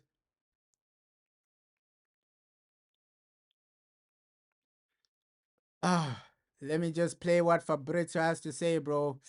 As I told you earlier today, Newcastle sent a bid. There is a negotiation ongoing with Red Bull Leipzig. Newcastle are ready to pay what it takes to Red Bull Leipzig. I know there is a lot of talk about the bids, guys. Accepted, rejected, bid done, bid sent. I repeat what I told you earlier. This depends on Cesco. When Cesco will say, I want to go to this club, this story will take a clear direction. But the bids at the moment are not going to make the difference because Newcastle are going to pay what is needed if Cesco decides to join them. And Manchester United are ready to bid and start the negotiation if Cesco decides to join them. So this depends on Benjamin Cesco. It's late night on Saturday, the night between Saturday and Sunday, and Cesco at the moment has still not decided. I told you on Tuesday it's not going to be tomorrow, on Wednesday it's not going to be tomorrow, on Friday it's not going to be tomorrow, on Thursday it's not going to be tomorrow. I keep repeating that story. But from now on, we are entering into really important stages. I can add two more factors, guys, to this story. Two small details. The first one, the agent of Cesco is now in Leipzig to speak directly with the player and also to help negotiations with Red Bull Leipzig. So we've heard the whole situation. You're saying you're back. Just a quick wash. I get you, bro. Like, hey, you just Man United, bro. Get your food. Get everything you need, man. This game is gonna be entertaining. I really do believe it, right? Buemo is here, Cunha is here, but with this Cesco deal, we've already known that okay, a lot of the Man United directors are in Germany. They were in Germany. Somebody like a Vivel, he's the one leading this whole process. He's the one trying to get Cesco over the line. He knows the player, and if we do bring Cesco, it might be the end of Rasmus because we heard reports of, okay, Man United are willing to sell Rasmus Hojlund for like 30 million. That was also from Fabrizio. So Fabrizio giving so many updates, man, so many updates. And he said by next week, this Cesco news, he's going to make a massive decision. The decision will be made for Cesco. So I think by Tuesday, we're going to hear something of where realistically Cesco is gonna go, bro, because by Tuesday, so we should hear where the guy wants to go, bro. By Tuesday, he should make like a final decision, a final mark. But credit to Fabrizio, man. He's been updating us on a lot. Midfielders as well. Apparently, we were linked to somebody like Fabian, but that was fake news. So, let's see the midfielder we go for. I think midfield is way more low key, it's a bit more important just based on what we're seeing. Because right now we can see Cunha can play as a number 10, as a number 9, as a striker, right? You got Zersky that can play as a striker. Obviously, Hojlund can play as a so I think midfield, that's the position we should have gone for first. And then you cover up the striker situation. But I understand with Man United, they are trying to just negotiate as fast as they can, bro. As fast as they can negotiate and trying to get it over the line, bro. Just get it over the line, negotiate, and do what you must, bro. You gotta just do what you need to. You're saying La Liga looks really weak this season. Yeah, yeah, bro. Hey, with La Liga, I only see Barcelona, Madrid are not really doing a lot, bro. We saw Madrid in the FIFA Club World Cup. They're not really doing a lot this La Liga season. Let's see, man. Let's see. But with United, the Premier League is the one that's going to be interesting, bro. The Premier League, that's going to be interesting because Man United, I think we're low-key we are underdogs. I genuinely believe, United, we are some type of underdogs in this Premier League race, right? Because if you ask yourself, okay, Liverpool, they look amazing, no doubt about it. They've signed this guy, they've signed that guy, they look amazing. Arsenal, they've strengthened, they have a striker. So the Premier League, you don't genuinely know what's gonna happen, but I do have some type of feeling that one of the big guys that are expected to get top 4, maybe an Arsenal, maybe a Chelsea, they will fall behind Man United. I have that feeling that, okay, Ruben Amorim, this might be the the season he just comes in with smoke, bro. He just comes in and delivers. So, Ruben, I'm putting so much faith in the manager. Let's hope he does deliver. And Cunha as a striker, let's see how it works, bro. Let's see how it works. Maybe that was the mindset from day one, right? Matthias Cunha as a striker, bringing in Mbeumo as a number 10, and then you move Bruno back to the number 10 position. Maybe that was the mindset. We have to see. Is Cesco going to come in as a backup? We don't know what Ruben is really planning, bro. because I see Ruben Amorim using this formation a bit more, where Cunha is a striker. I don't think this is gonna be a once-off. We're gonna see this in the Premier League. I don't genuinely think this is gonna be a once-off where Cunha is a striker. I think this is gonna be regular, especially if, let's just give a scenario, we don't get Cesco, right? If we don't get Cesco, if we don't get Ollie Watkins, I see Man United just saying, okay, Ollie Watkins, he's too expensive. Cesco, he's too expensive. Let's just ride with Cunha as a number 9. And then Zerski coming off the bench as his backup. I genuinely see a situation like that happening, bro. Because it's not unrealistic. The manager is already playing him as a striker. So let's see, man. But I think midfield is where you can experiment. You can experiment with attack. Maybe Cunha might do extremely well as a striker, but yeah, the Everton lineup, let me bring it up as well. But it's a good lineup from Everton, bro. It's a great lineup from Everton, actually. Let me bring it up as well. Everton lineup. Let me bring it up as well, bro. It's really important how they play, of course, because that is the job. But the character is really important, and we took a lot of time to know the players, to talk with everybody before we bring some player to our group, and that is going to be like a rule, and is going to be massive in our decision when we bring a player. You mentioned to us the other day, chatting, players need spirit to play at Old Trafford, and the Old Trafford crowd needs players with spirit to be excited by games. Easy. Sometimes we have to look the past. What was the reasons for all the success? Of course, the football change, the world change, but there are some things that we can get from that. And I think that is the spirit of the players. And when I'm going to Old Trafford and we show a good performance like we did against, for example, Real Sociedad, and people, I feel the excitement of everybody. So I think they deserve to have guys like Mateus and Bruno and all these guys that can lift that place. And so we expect to do that. It's a really lovely interview done by Harry with Ruben Amorim. And actually what we're seeing, Ben, is that kind of interview that we get from him on camera is very, very similar to the conversations that we're having with him off camera. So yeah, Ruben Amorim has been doing a lot of interviews. He did a separate interview with Sky Sports. Obviously, he did that one with MUTV. So many interviews by Ruben. But let me put the Everton lineup on the screen as well, man. It's a decent team from Everton, bro. It's a decent team. Not really worrying me too much, but it's a decent team, right? They know that they won't win this trophy, so I don't see Everton going all out today. But it's their main guy, Pickford. It's a decent team. Keane is there, so they have some decent players, bro. They have some decent players. Guehi, like it's really stable from Everton. But for us, it looks like, I don't know, these Google formations, they are usually right?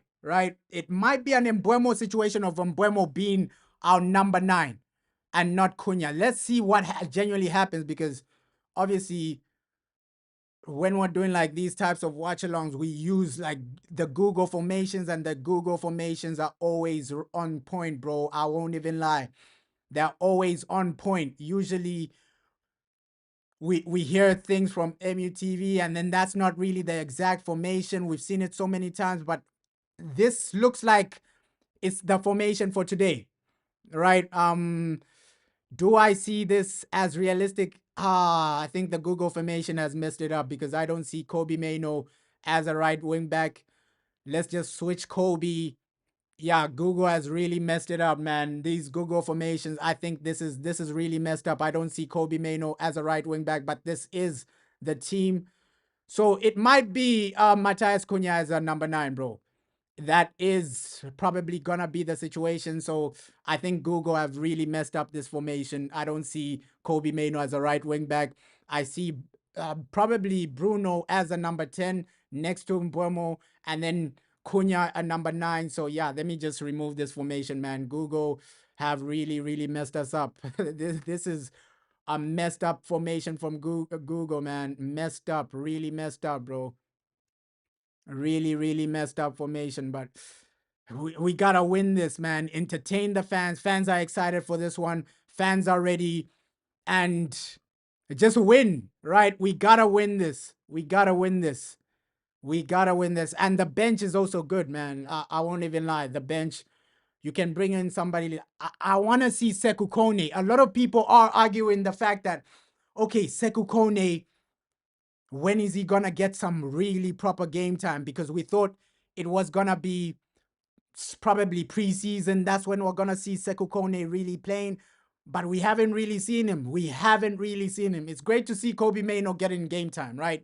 Kobe Mainoo, Ogate, they're forming a really lovely midfield, bro. Yeah, that midfield is crazy. Yeah, we're winning today, bro. We are winning today because we need just to lift that trophy. Okay, regardless of whether we win or not, we're lifting that trophy, but we need that trophy today, bro. We genuinely need that trophy today. Come on. Come on, man. Manchester United, we gotta do this. We gotta deliver, and it's now or never, man. Entertain the fans. But Ruben, still waiting to hear what he has to say. Let's hear what his explanation on Cunha, Mbeumo, all these other situations. But yeah, the manager still waiting to hear what he has to say before the game. And let's just hope it's a situation where you can keep this consistency. Man United have been consistent in preseason.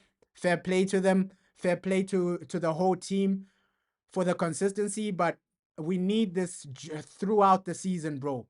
We need this throughout the season, not just a once-off situation where, okay, once off preseason, and then when the season starts, you're below average, right? We need to keep some type of consistency. We're winning, bro. We are winning. Now, I won't be streaming the game live, bro. I won't be streaming the game live, bro. But hey, United, just keep some type of consistency today.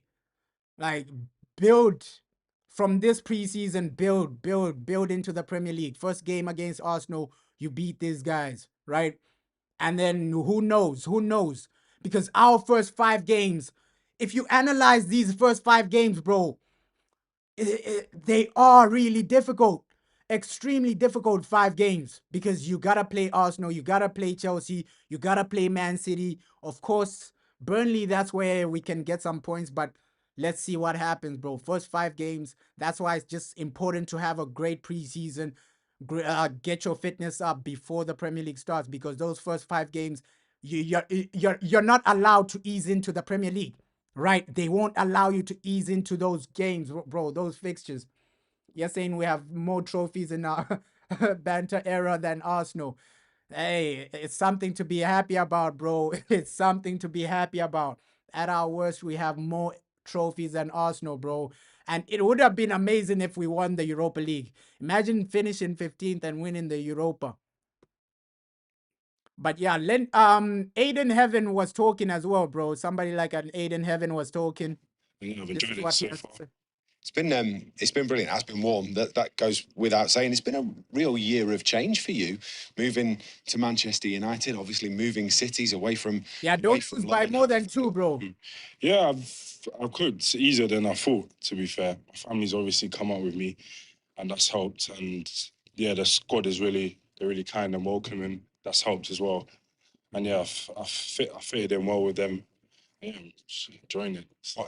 What's the banter been like in the change room? I know that Cobby's been giving a bit out here and there. Yeah, It's the opportunity. Yeah. There's always a bit of banter going on. To be fair, yeah. He was asked a question the other day about who's most likely to get lost in Chicago, and he was like, Aiden. Well, he said me. Yeah. It's probably him, to be fair. That's why he's come for me. Look, preparations have been absolutely brilliant. And we've spoken a lot about the physical output of these pre-season tours. But actually, is the mental preparation and the cultural preparation and how the squad is together actually more important? Before the games, we will have like a team talk and to get us up for the game. And mentally, we have to be ready, you know. Like you said, it's not just a physical game. and that. So yeah, we do. Also feels really good. Like the atmosphere around you all, the way that you go about things, the way that the squad feels together is really positive at the minute. And I think fans will be really interested to know that that's the case and how much you're enjoying being part of this Manchester United squad. Yeah, we're really tight bunch. It gets tighter every month, and we're like brothers in the change room. And yeah, I love it, if I'm being honest. And yeah, so we're only going to get a tighter bond between us.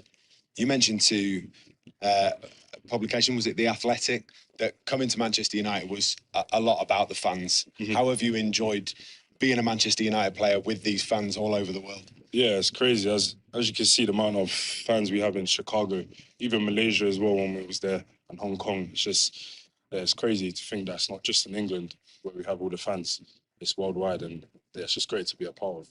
When you start playing this brand of football that we've seen in pre-season at Old Trafford, fans are going to get even more excited. Can you imagine what that's going to be like? Have a rocking Old Trafford behind you every single week? Yeah, I can't wait. I'm looking forward to the first game of the season and for us to show the fans what we can do, me included, and yeah, I can't wait. First game of the season's against your former club as well, so even more reason for you to want to win it, right? Yeah. Aiden, look, just finally, one game of pre-season left. We're down to Atlanta.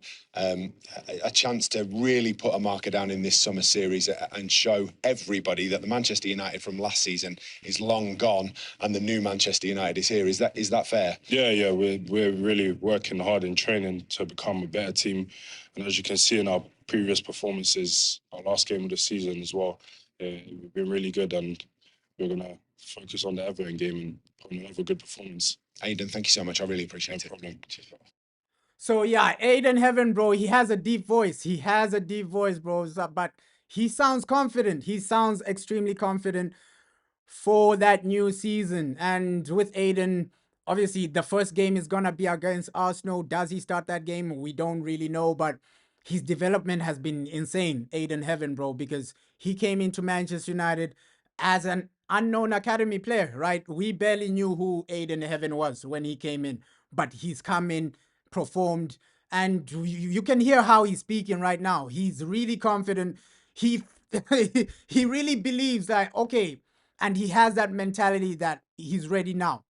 He has the ability, he has the mentality. So Aiden Heaven, big things are coming for him, bro. I just love the foundation we have for our defense. You got Aiden Heaven, Lenny Yoro, Delit, Mazraoui can play as a defender as well. So our whole defensive structure, even Martinez, the only problem with Martinez is just the injuries, but our defensive structure, unbelievable, bro. Unbelievable defensive structure. And yeah, Aiden Heaven, just great to hear what he has to say. He's confident for the new season. And with Ruben, let's hope it's a situation where we are at least performing, man. Right? At least performing this season. Keep this momentum. Keep this happiness, because I think with the club, with the whole overall standard of the club, we can see us shift with Man United. Man United are really looking better, right? Looking more confident. It's a better environment, bro. Last season when we were losing, everybody was depressed. Everybody was genuinely depressed, bro. Nobody was really. You could even hear the interviews after the games, before the games. At least right now, it's a better environment, right? You got more players smiling right now, right? It's a better environment. Not last season, bro. Last season was misery, bro. After the games, you could tell the interviews, even Garnacho, this and that, bro. Last season was so toxic, and now it feels like a new start, right? You can hear how the players are playing. You can hear what the manager was saying about the players. Okay, the environment feels better, bro. And you genuinely need that in football. Sometimes it's not just about what you do on the pitch. It's also the environment you're working in, bro. If everybody's depressed around you, bro, it's going to affect you.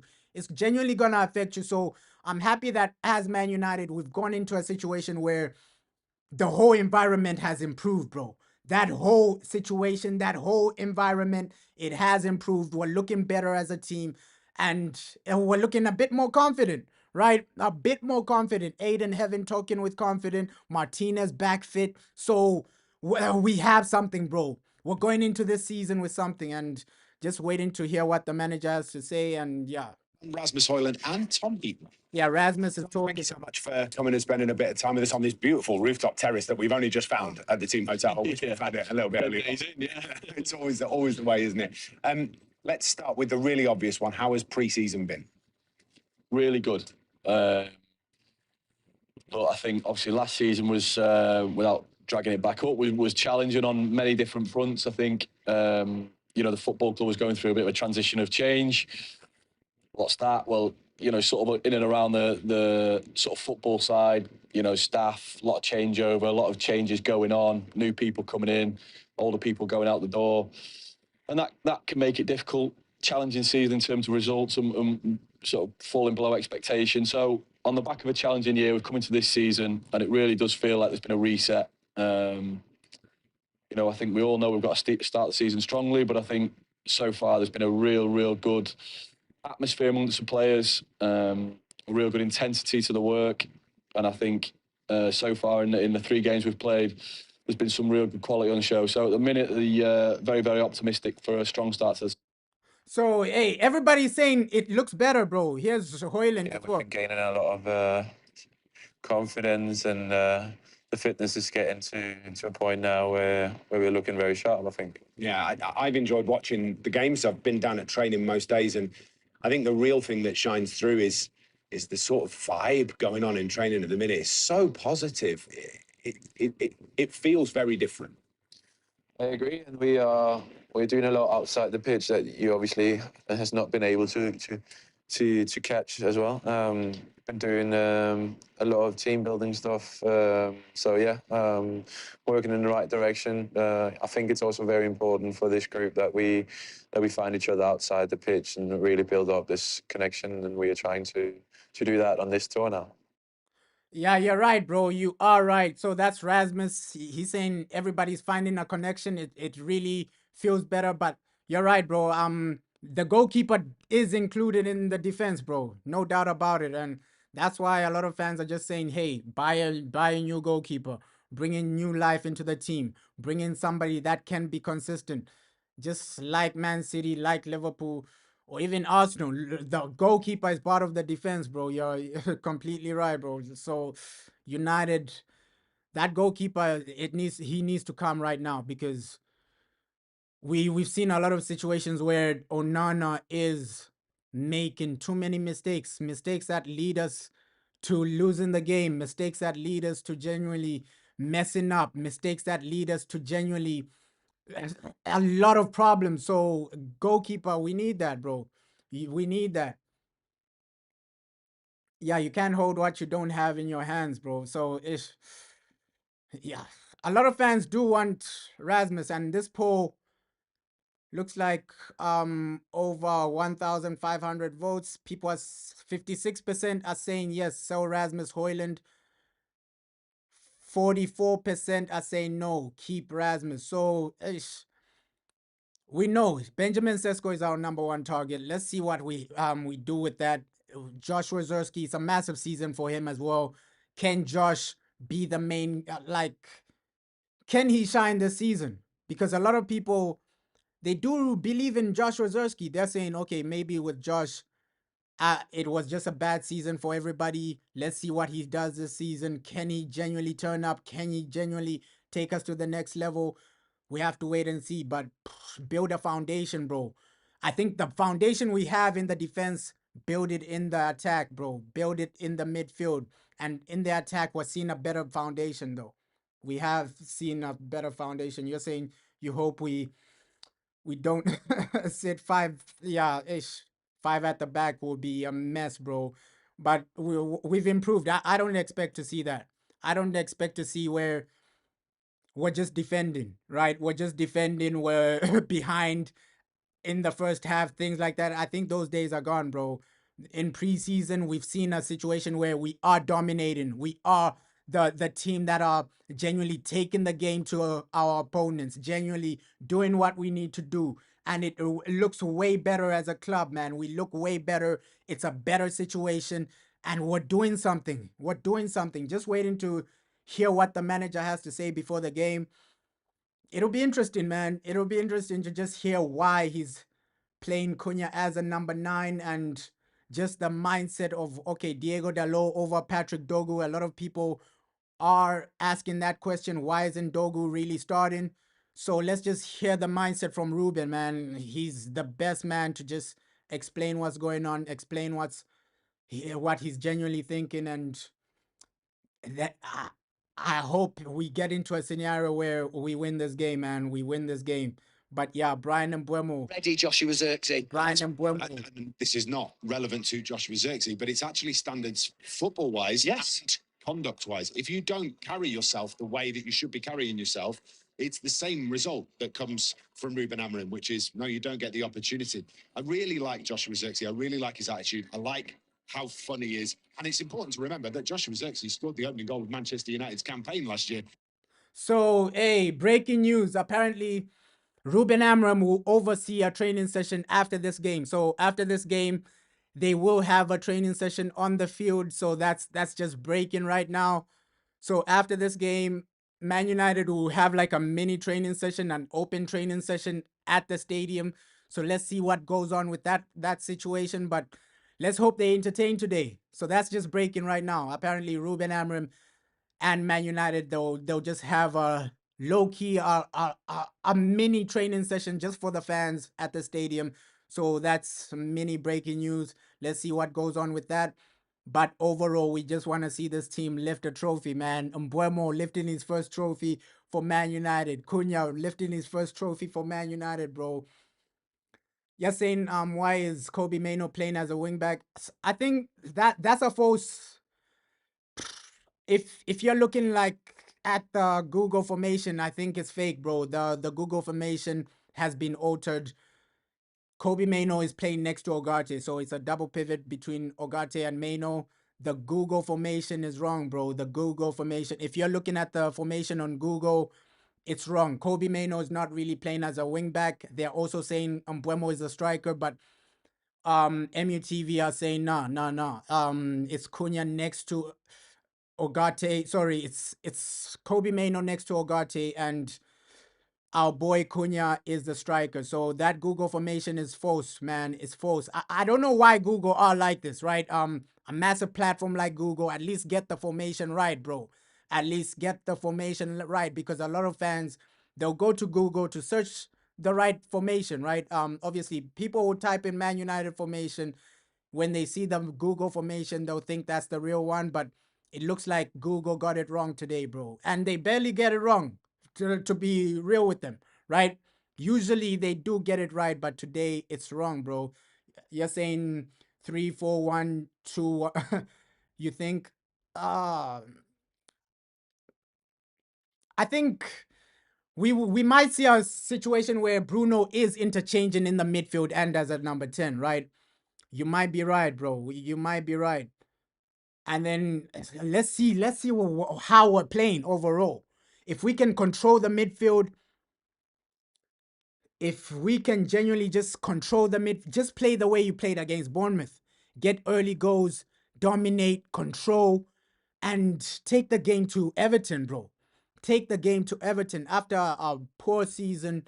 We need a situation where we're really performing, bro. We need a situation where we are really, really performing, entertaining the fans. Last preseason game, at least this should be the time for Man United to start doing things right, bro.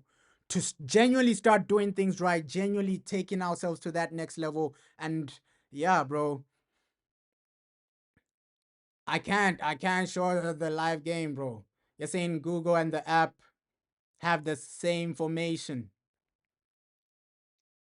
Yeah, but MUTV are saying something different, bro. They are saying something different. I know a lot of people are getting the formation from Google, but let's see how the game starts, right? Google might be right, but I think MUTV have because we've seen a lot of times where MUTV get the formation wrong, right? Just because it's MUTV doesn't mean they don't get formations wrong. We've seen a lot of times where MUTV, they do get some formations wrong, and let's see what formation we see today, bro, because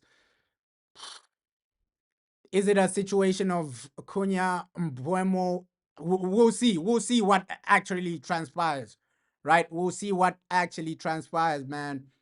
Let's just see what actually transpires, bro.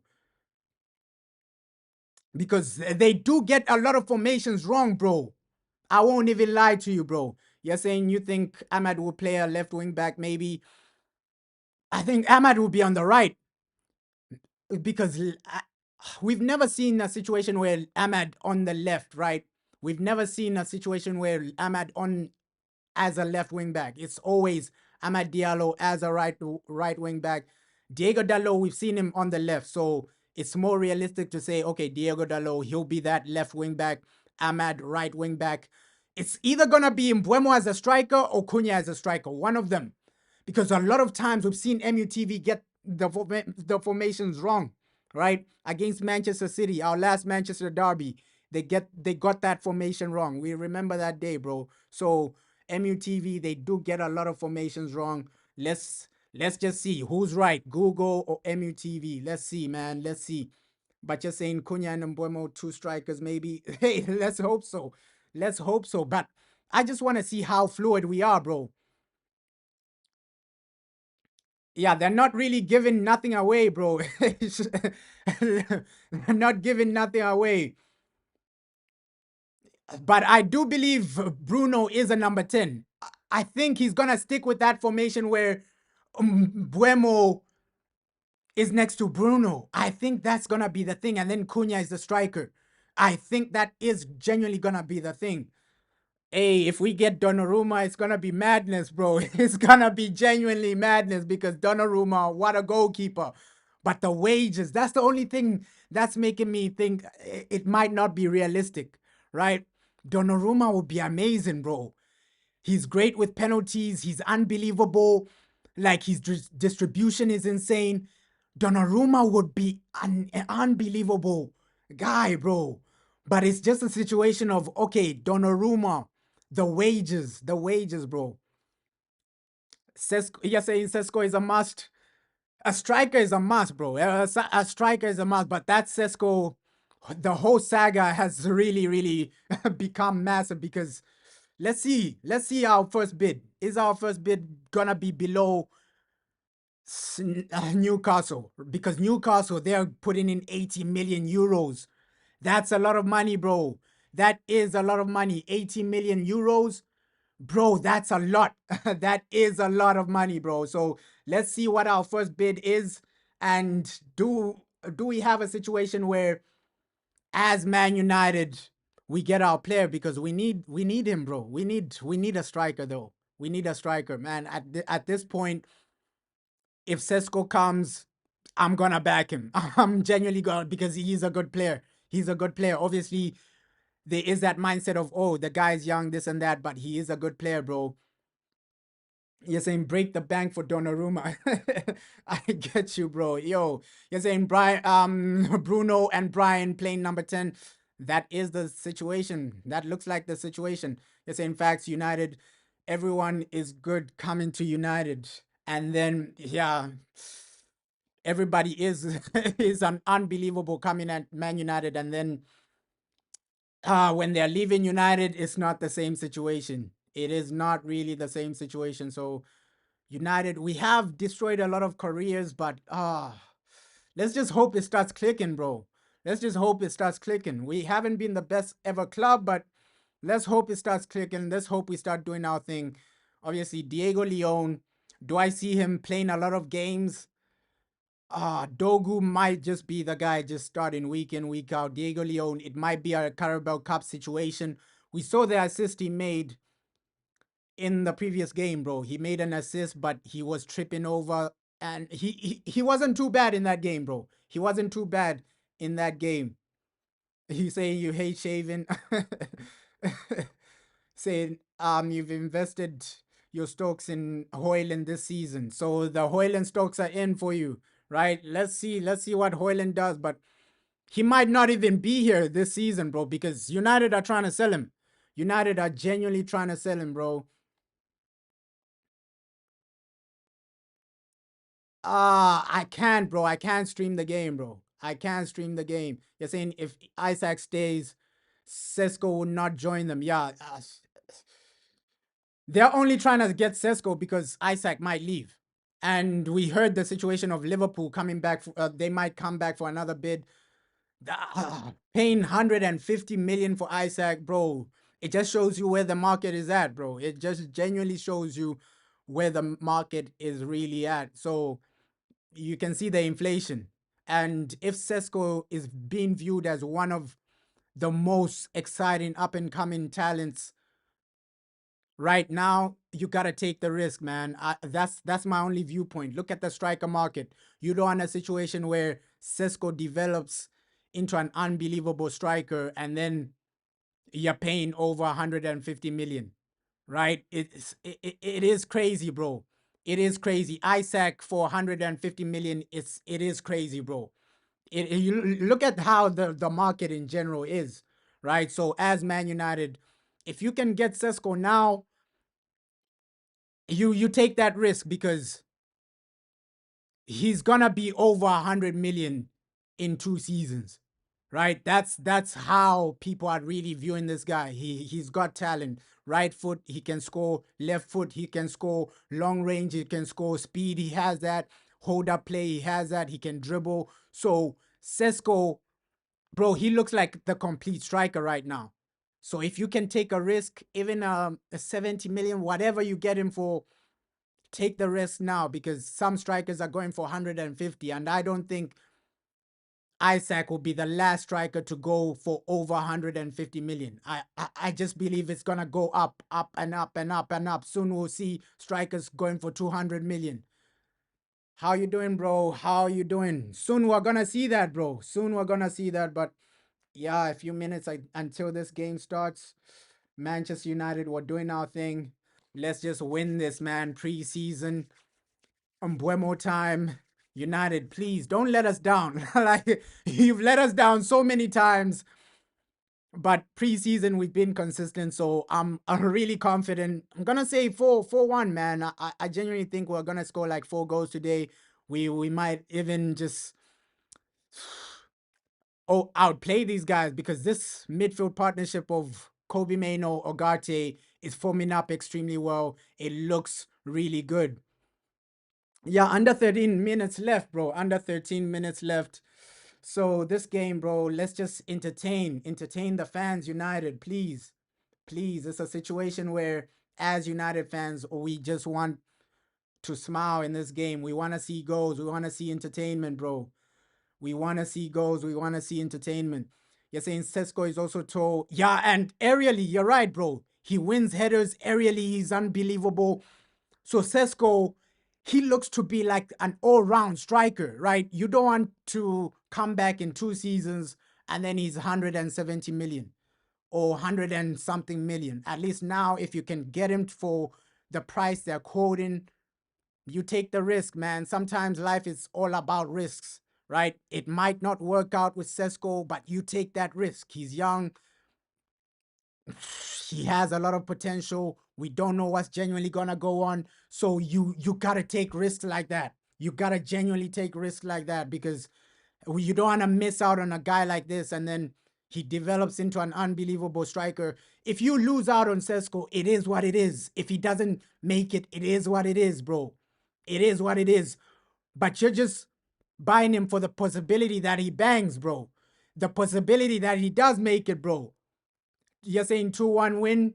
Hey, that might be the situation, bro. You're paying this money for the possibility that he might make it. Because if he does make it, a lot of experts are saying this guy will be better than Erling Haaland. We can already see it with our own eyes, bro. First touch there, aerially there. He's almost a complete striker. So based on how the striker market is, you take the gamble, bro. You take the gamble. You're saying I'm nearly 35 point. Oh shit. Yeah, shout out everybody genuinely supporting this channel, man. Shout out everybody supporting this channel. Unbelievable, man. Unbelievable, man. I really appreciate everyone supporting this. But yeah, Cesco, bro, you gotta take the gamble. You're saying, would you take losing 4-0 to Arsenal if it means we win the league. Yeah, bro, no doubt about. I would I would take a 4-0 loss against Arsenal if we won the league, bro. No doubt about it. Like I I would take trophies, bro. Trophies, winning the Champions League, winning the league. I would take that, bro. You're saying a 4-1 win. Yeah, we will win this match. I have confidence in that, bro. And then after the match, we get to lift the channel. You're saying, will I be able to follow the match on the channel? I won't be able to show it, bro, because the copyright is crazy. But I'm just doing a watch along, bro. Yeah, Sky Sports main event. Yeah, it's also showing it. But MUTV might just be the best, bro. The best place to just watch the preseasons, bro. But hey, let's just take a gamble on Cesco. That's just my viewpoint. Take a gamble on this guy. He might become the next big thing. You're buying the potential, bro. Sometimes you gotta just take that risk, right? This guy might be the next big thing. You don't wanna miss out. Imagine if this was prime Lionel Messi, and then people would say no, but he's too young. You wouldn't say that about prime Lionel Messi. Somebody like Messi, you gotta take a risk, man. If there's a young player with talent, just take the risk. You're going to get ready for the game, bro. Yeah, this game is gonna be exciting, though. This game is gonna be exciting. 9 minutes, man. 9 minutes. 9 minutes. Come on, United, bro. Come on, United. People that Ruben Amorim will be relying on inside the dressing room. Come on. Anything that needs sorting, but on the pitch, he's a leader. The way that he has carried himself over these last 18 months in a Manchester United shirt, he's been exemplary. And by the way, putting performances in Ruben we trust, bro. In Ruben we trust. Crucial. Yeah. Every time I talk Come to him, on. I think the same. He's so measured and so professional and so calm in his demeanour. In Ruben we trust, why bro. he makes such a good centre half. His ability to be cool under pressure, his ability to communicate with the players that are either side of him. He's a shining example, really, to players like Aiden Heaven, who we were talking about earlier. Come on, come on. To conduct yourself, how to go about your business. Yeah, both him and Lenny Yoro can. Come on, guys. Come on. In Ruben Amorim we trust. Let's go, man. Let's go. An all-round brilliant footballer. It's time to turn up. It's time to show up. Listen, there's going to be competition for places in that back 8 more minutes, bro. 8 more minutes. One thing we do know is that United forever, bro.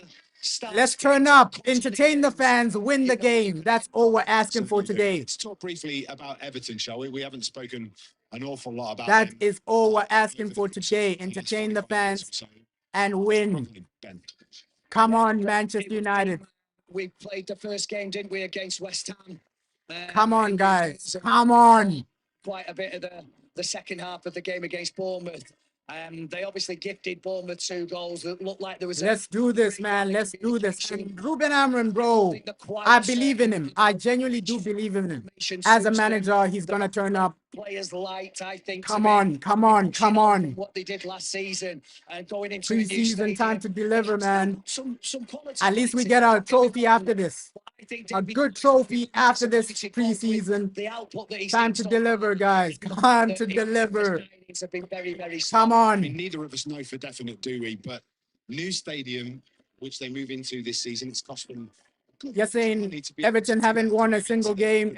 Yo, hey, positive for us, bro. Let's hope we can dominate them. Looking after the squad in terms. Let's hope we can dominate them today. As much as they've looked after maybe moving into the new stadium. Bro, just dominate the game and win. Right? Dominate and win. What you have to be careful of. Come on, United. Don't leave yourself short. They do not want to be playing championship football. This new stadium. I love games like this because they are entertaining, bro. Games like this are entertaining, bro. I know people just say, hey, it's only preseason, this and that, but yo, Mbuemo is in the building. Cunha is in the building. We can win this, bro. We can genuinely win this. A line when you come on, United. So, I'm not even gonna. Come on, guys. Come on, come on, United. It's time to deliver. Cunha in the building. Hey, if Cunha gets a goal, it's massive.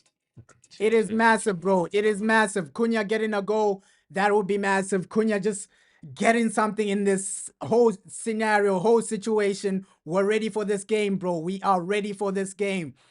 Come on, man. Our previous game was entertaining. Let's hope this one lives up to the expectations. And we're moving as a club, man. We're moving as Man United. Come on. Come on. We just need a win today, bro. We just genuinely need a win. United, don't let us down. Entertain the fans. And that Cunha, Mbuemo, and Bruno connection. Let's see how they all connect in the front three, because that is the front three. Looks like Cunha will be the striker. And yeah, Mbuemo and Bruno are behind him. So let's see how they interchange with each other. I think that will be fluid. We know Bruno, he can create some great passing lanes and he will create chances, Bruno. Mbuemo as well, bro. So I think that's fluid, bro. It's extremely fluid. It's just the midfield. Midfield, the energy of an Ugarte. Let's see what the energy of an Ugarte does today, because the midfield, that's where we're looking at. Okay, Ugarte, Kobe Mainoo, they were fantastic against West Ham, bro. Fantastic. Is so impressive. Big screens. Right Come on, come on. top of the stadium where the folding closing roof is. It's time, man. Given the rain that we've had over Let's go. here in Georgia. The teams are ready. They are in the tunnel, ready to come out here. Come on, ready to perform. Let's go. There is a chance that let's go, guys. Let's go. A good chance with this Manchester United side having won their opening two fixtures. Unfortunately, they have been great value for those. Come on. As well. They will think to themselves that there is every chance that they can go on a minute. Yeah, I don't see any reason why they wouldn't. They have played some scintillating stuff at times, but this is early. Now or never, man. Now or never. Running up the ball. Last game in America. Everything that let's entertain, bro. Let's entertain. Cunha and Mbuemo. That's the connection fans have been waiting for. Come on, United, bro. Come on. Final Premier League series game. It's time. It's time. It's time. Showtime for Manchester United. Showtime for Manchester United. Come on. Next week. Come on. Come on. Preseason. To the field. That's what we're all looking forward to, bro. Where everybody's going to play, because although we have the team news, we're not entirely convinced come on which positions people are going to take up. No, we're not. And that's what I was saying earlier on. MUTV, they don't even know the formation. They don't even know their formation. So that's what they're saying right now. We don't know what formation these guys are going to have. So maybe the Google formation is right. Because that's what we were saying earlier on. MUTV, they get so many formations wrong, bro. So there it is, bro. Premier League series. Here we go. Here we go. Which way round they're going to play. As soon as we know, you will know too. Jordan Pickford starts. So these guys are so disorganized, MUTV, bro. So they don't really know where these guys are going to play. Manchester United on the right, Vitaly Mikalenko on the left. Irekbenham and Idrissa Gueye in midfield. So Idrissa Gueye, bro, he might cause us problems, but I'm not really worried about Everton. Everton, we're going to win this. We're going to dunk on these guys. Come on. That Everton team may have struggled, Ben, but they do. Come on, come on. Let's do this. I really like him. He's a let's do this. Very, very direct player, loves to run at players and don't give free kicks away. And with Ahmad has been good preseason, right? A lot of people say, hey, he's been quiet, this and that. But I think he's been okay. I think he's been okay. Ugarte has been great. Dogu has been great. So we've seen some good individuals during this preseason, bro. Manchester United. Come on, guys. Red shirts, white shorts. We just got to win this. And Everton all in blue. Win this with style, with some type of style. My manager, Ruben Amorim. Come on. Come on, Ruben. He's ready, man. He is ready. Wednesday night, I'm sure. My manager, Ruben Amorim. It's a new season. It's a new start for Manchester United. Come on. Last preseason game, then you're really ready. Get ready for that Arsenal game, guys. They were right on it. And, come on. Cunha and Mbuemo. It's beautiful to see both of these guys, bro. It's beautiful to see both of these guys ready for this game. You know, we've been fortunate to be in Extremely beautiful, man. We've seen just how fit this team Come is, on. so tactically how adept they've become at this Ruben Amorim system. Let's go, bro. Let's go. Technical area. An early goal is everything. Let's hope we get like an early goal or something like that. An early goal will be amazing. It will be unbelievable. On the other side, But let's just hope we win today, his bro. pre-season preparations. Winning with a performance. I think the performance is the most important thing in like pre-season. Going into the start of the Premier League season. Come on. Buemo's debut. Showtime for Manchester United, bro. In this field is going to want to put a marker down and make Ruben Amorim's job as difficult. Come on Buemo's debut. United forever, bro. Manchester United forever. It's time to show up. It's time to turn up. Is fast approaching. Come on. This is why we love this club, bro. Man United for life, bro. This is why we love this club. Come on, guys. We gotta win this. Performance is everything. In the summer series, last game in the United States of America, and then for let's go, let's go, let's go. The two opportunities. So both teams. Come on. Ready to go. And there we go, man. We are underway. Summer series. Summer series. Here we go, man. Here we go. The Mercedes-Benz Stadium. Mercedes-Benz Stadium, Summer Series, Man United versus Everton, man. An early goal is everything today, bro. An early goal is everything today. Well, we've sorted Manchester United. Come on. I think it'd be Brian Burmo. It is Matis Cunha. Kobe Mainoo just slightly more advanced than. Looks like Kobe Mainoo is a bit advanced. Everton. But yeah. The formation looks good. That is O'Brien. Looks like Cunha is the guy starting as a striker, bro. Cunha up front. He is our striker today. But he's dropping deep a lot. He's dropping deep a lot. Oh no, it looks like it's Buemo, bro. Nah, it is Cunha. It is Cunha. Cunha as our striker today. So looks like they'll be interchanging, but come on, guys. Come on. You're saying 3-0 Manchester United. That's your prediction. I think we might even score 4 goals. Right, bro? We might even score 4. Anything like they did on Wednesday night. So it's Bruno and Buemo in their number 10 positions. But looks like, hey, we started okay, bro. We started okay. I'm just looking at the positioning from Buemo. Finally, bro, after over a month of negotiating for Brian Buemo, the man is here. The man has arrived. Come on, United. We needed this. We needed this. Ooh, Tarkowski, bro. He might cause us some problems today. Nice. Nice. Just keep it simple. Keep it simple. And defensively, I think we're going to be okay today. We are going to be okay today. Just win the game today. Like, that should be the mindset from us. They did against West Ham. They forced them into. Nice, nice, nice. This is a team, I'm telling you, Liam, this is a team that people will be sitting up and taking notice of. And looks like Ruben Amorim, based on what he was saying, he wants us to be controlling games, bro. He genuinely wants Man United to be controlling games, winning games like that, being the team that's actually taking us to the next level, bro. Fernandez just tries to. Come on, come on. Not the start we wanted, but it is what it is, bro.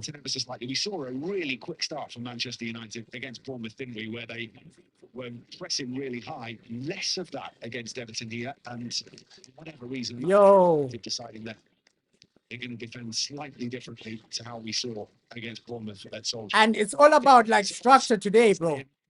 They know Everton. Looks like Everton have started extremely well. Their structure is good. And they'll use the delivery of Pickford. But it's the early stages of the game, bro. It's the early stages of the game. From the back for a goalkeeper. So maybe the opportunities might. I just want our midfield to get more on the ball. Get more on the ball. as midfield. That's why sometimes I hate when Diego Dalot is playing, because attacking wise, he won't offer you as much as Dogu. Right? The bench after playing the opening 2 games. Diego Dalot won't offer you as much as somebody like a Dogu. Patrick Dogu offers you way more. Oh, nice. Bruno, unlucky. Clear by Michael Keane, and he may get. Oh, that's a foul, man. That's a foul. Sure. Looks like Cunha is dropping deep as well, right? He is the striker, but he's more like a link man as well, right? We can see some positions where he drops deep, he goes back into attack. So Cunha, it looks like he's a false nine. Looks like he's playing the false nine type of role. Diallo. Right wing back. Come on. To Brian and Burma. Whoa. Oh, that's what we wanted to see, bro. That's what we wanted to see, bro. Ahmad. Oh. Oh. Oh, we are playing, bro. We are genuinely playing. And that's the that's the fluidness we were asking for. Look at this, bro. It's all started with Mbeumo, and then, oh my God. That's what we're praying for. Moments like this, great move from Manchester United, bro. And you can see, if Garnacho was there, he messes it up with the wrong pass, with the wrong thing. Bro, we look so fluid right now. We genuinely look so fluid. Oh my God, this is, wow, that move was insane. We look so fluid up front. Wow. Wow. And that's why I said during transitions, we can cut open any team, bro. Mbeumo, Cunha, Ahmad, Bruno Fernandes. Bro, during transitions, we're destroying any team. Oh my God. Oh my God. What what a game, bro. What a game so far. Like, what a move that was. Manuel Ugarte, he doesn't want anybody ever to get the better of him, but I think he just got caught. Whoa, Mbeumo just showing the fans what he can offer, bro. If it was the other way around. Wow. Wow, I didn't expect this. I didn't expect this. That move alone, that's why we paid for Mbeumo, bro. Certainly has. That's why we paid for Mbeumo. Manchester United shirt through the academy, and hey, our boy, our academy boy. Keeping an eye watchfully from inside his 6-yard box. Takes up a very central position. It's quite a long way out, is all I would say. Our academy boy. Isn't it? He's got this safely, right? James Garner, and he does. James Garner, man. Oh, thank the Lord he missed. Oh my God. It ricochets off the post and out. How did he score? Whoa. But James Garner, that was a great free kick. Straight from the Man United Academy, bro. Straight from the United Academy, James Garner. Right into the path exactly where he would. Come on, come on. But the problem is that nobody went with him. He was the one that reacted. Nobody in a red shirt did, and he probably should have given Everton the lead. We need something right now. It remains 0-0. Maybe these were the small things that the manager was hinting at. I think those are small situations where you gotta look forward to, like we just need to sharpen up. Mbeumo, Cunha, Ahmad, even Bruno, that connection is gonna do so much, bro. Really, rather than 3-0. I'm going for 4. I think we can score 4 goals, bro. I'm seeing a lot of transitions in this game. I'm seeing moments where Cunha will have a lot of opportunities. Cunha will have a lot of opportunities, bro. Come on. It's a ball into the penalty area, which is comfortably collected by Brian Deere, who, by the way, has been one of my standouts on this tour. What a character. What a character, bro. It's fun to be around, always smiling, always has a little bit of a laugh with you. Yeah, bro, 3-0. I think we can, bro. The transitions are gonna be there. Transitions are gonna be there, and with United, let's see how we form this team. Comes across to Lenny Yoro. But I want the midfield to do a bit more, bro. In that position for Manchester. United forever, bro. United forever. Come on. If anybody is nailed that position. And that's the interchanging I love. Mbeumo, also the physicality from him. The winner from a corner against Arsenal. I'll be very, very happy to justify his inclusion.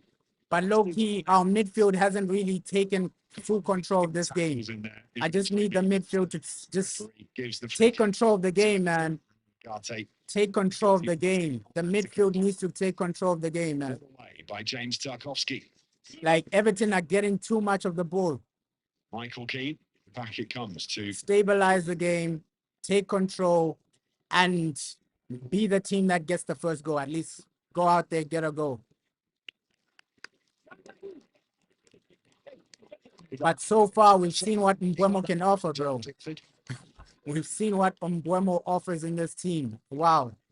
I don't think that. Wow, wow, wow. Start controlling the game. That's why Ruben is shouting right now. Start controlling the game, guys. The midfield. The midfield is letting us down a bit. the ball back. I think they were a little bit worried about what Manchester United can do when they thread a couple of passes together, as we saw from that move down the right-hand side a few moments ago. Yeah, that move was insane, bro. I think might be flagged offside. It is not. Nice. His hand up in the air. And Ahmad as a right wing back, interchanging with Cunha. Oh, bad pass there. Bad pass. Come on, come on. By Everton. Mikolenko. Keep the pressing. Keep the pressing. We're not seeing the pressing we saw against Bournemouth. The pressing we saw against Bournemouth was way better than what we're seeing right now. I think that was more intense, bro. You gotta press with more intensity. Now Mikolenko. 10 minutes played, 0-0. Manchester United with a great opportunity at one end. Everton hitting the post at the other. Wow. Garner. James Garner as well, bro. 3 on 2. I think this man would. He can find himself at a top club again. James Garner, straight from the United Academy. He was a talent, bro. I won't even lie. James Garner was a talent. I think Everton won't be his last club. He might find himself at maybe a Tottenham or something like that. He has the talent, bro. James Garner. He has the talent. 45 minutes, Brian, this evening. I would imagine so. I would imagine he will. But second half, try and bring on a Cesco Koenig, right? We want to see this guy play less than that before the preseason ends. At least bring him on, give him some game time, give him an opportunity, man. Give him an opportunity.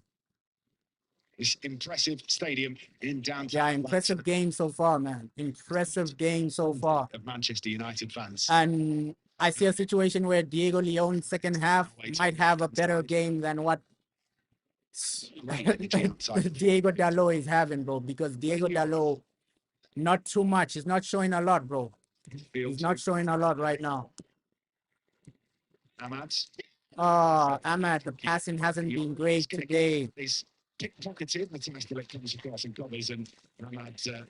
The passing hasn't been great. Somehow decides that that's Lenny Yoro's fault. They have a little conflab.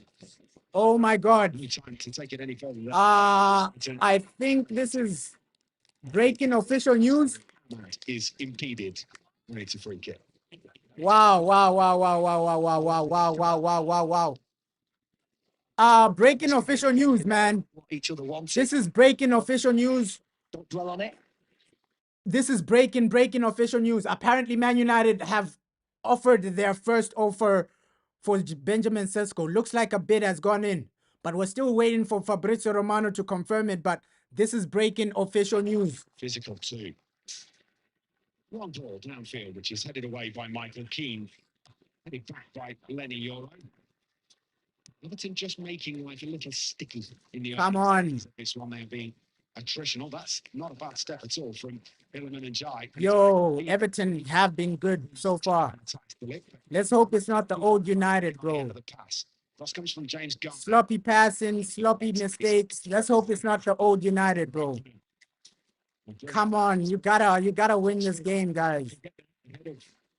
Let's hope it's not that old Man United. Because Everton has been good so far. Take control of this game. Take control of this game. But if this news is true that, hey, Man United have submitted their first official bid for Benjamin Cesco, let's see how that develops, bro. If this news is actually true.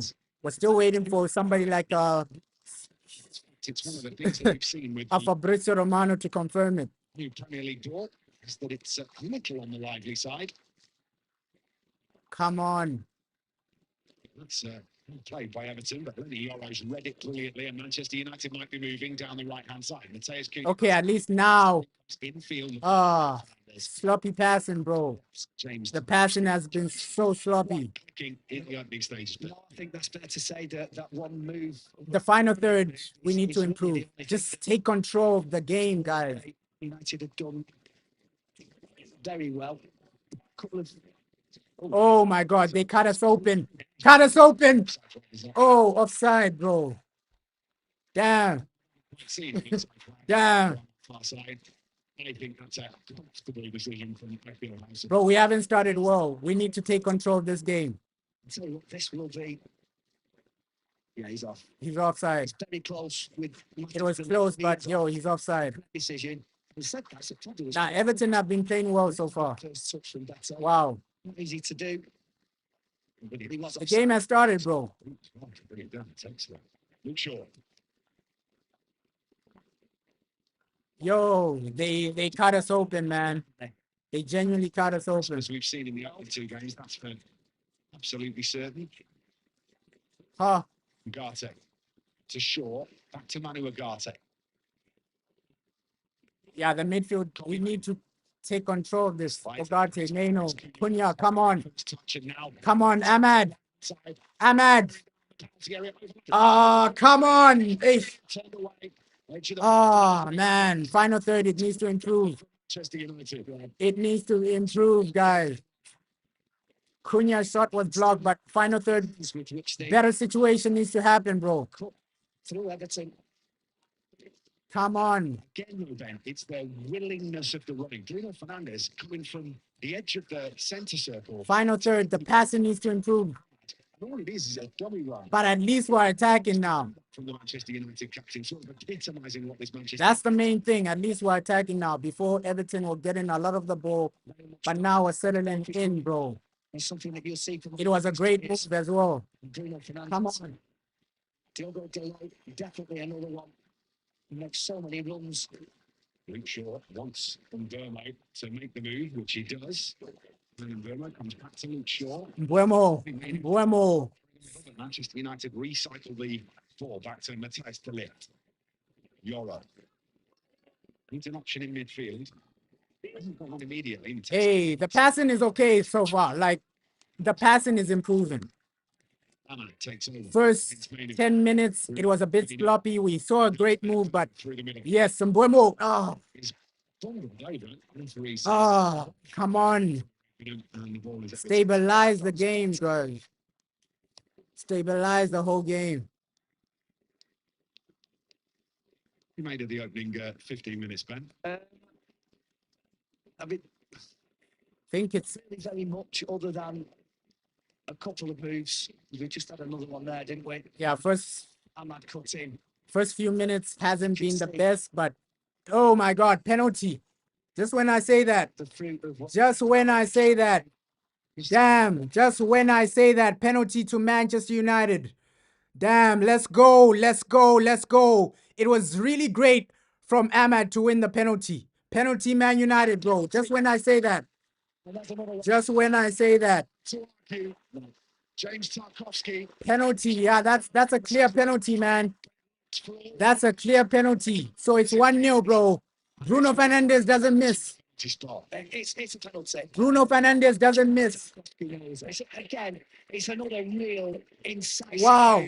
Wow. The football was amazing. Right? The football was amazing before we got that penalty. With Luke Shaw earlier.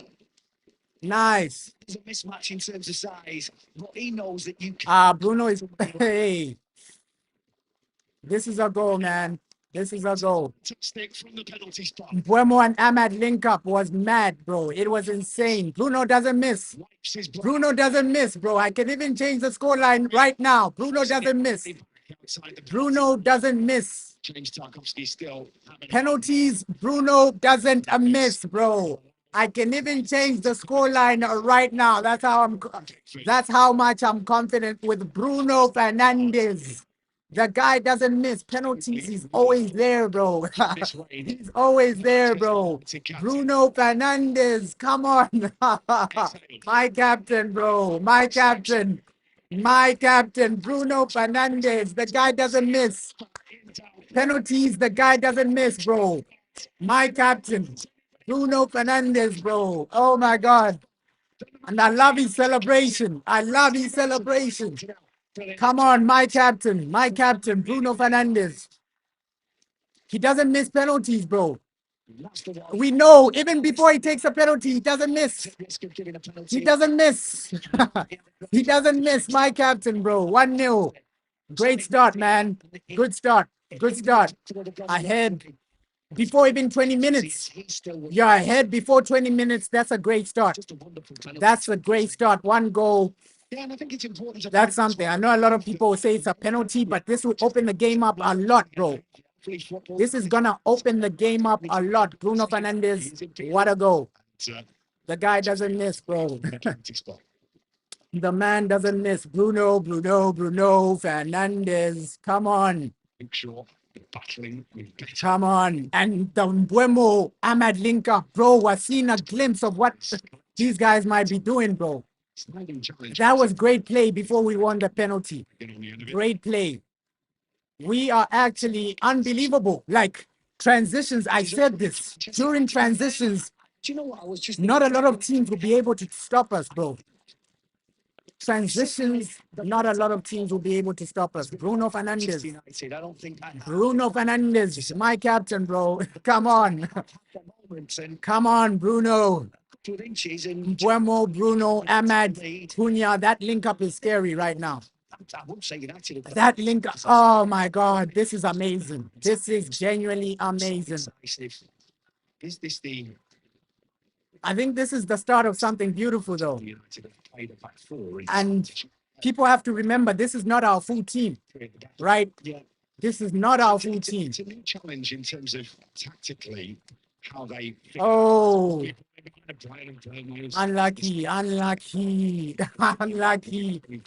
Yo, we're seeing some good football, man. Just thinking the same thing. We are seeing some good football in some moments. Like when we're in a transition, it looks good. It looks good, bro.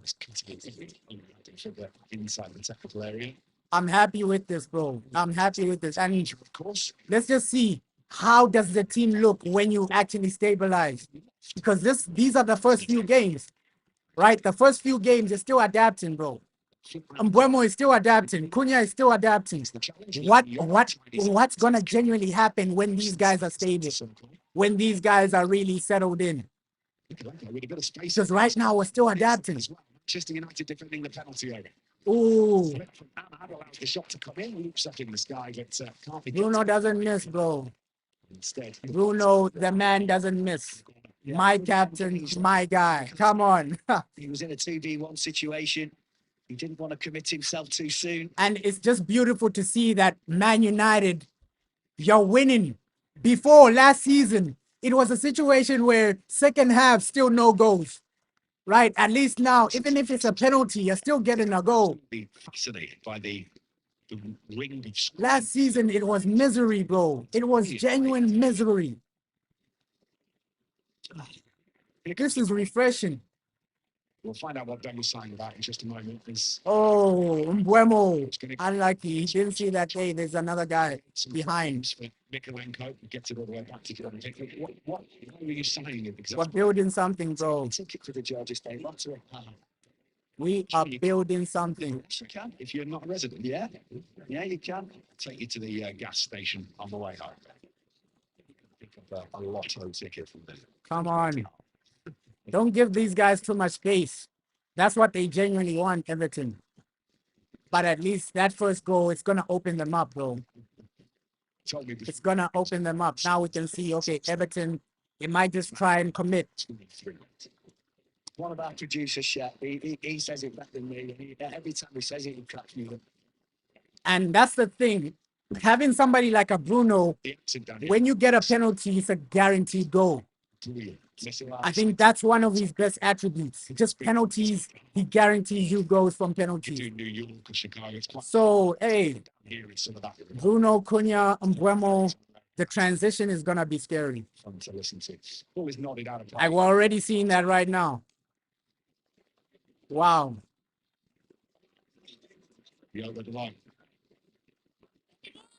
For me, another one of those players that is so fair play to Ruben, man. Fair play to Ruben. leaves no stone unturned.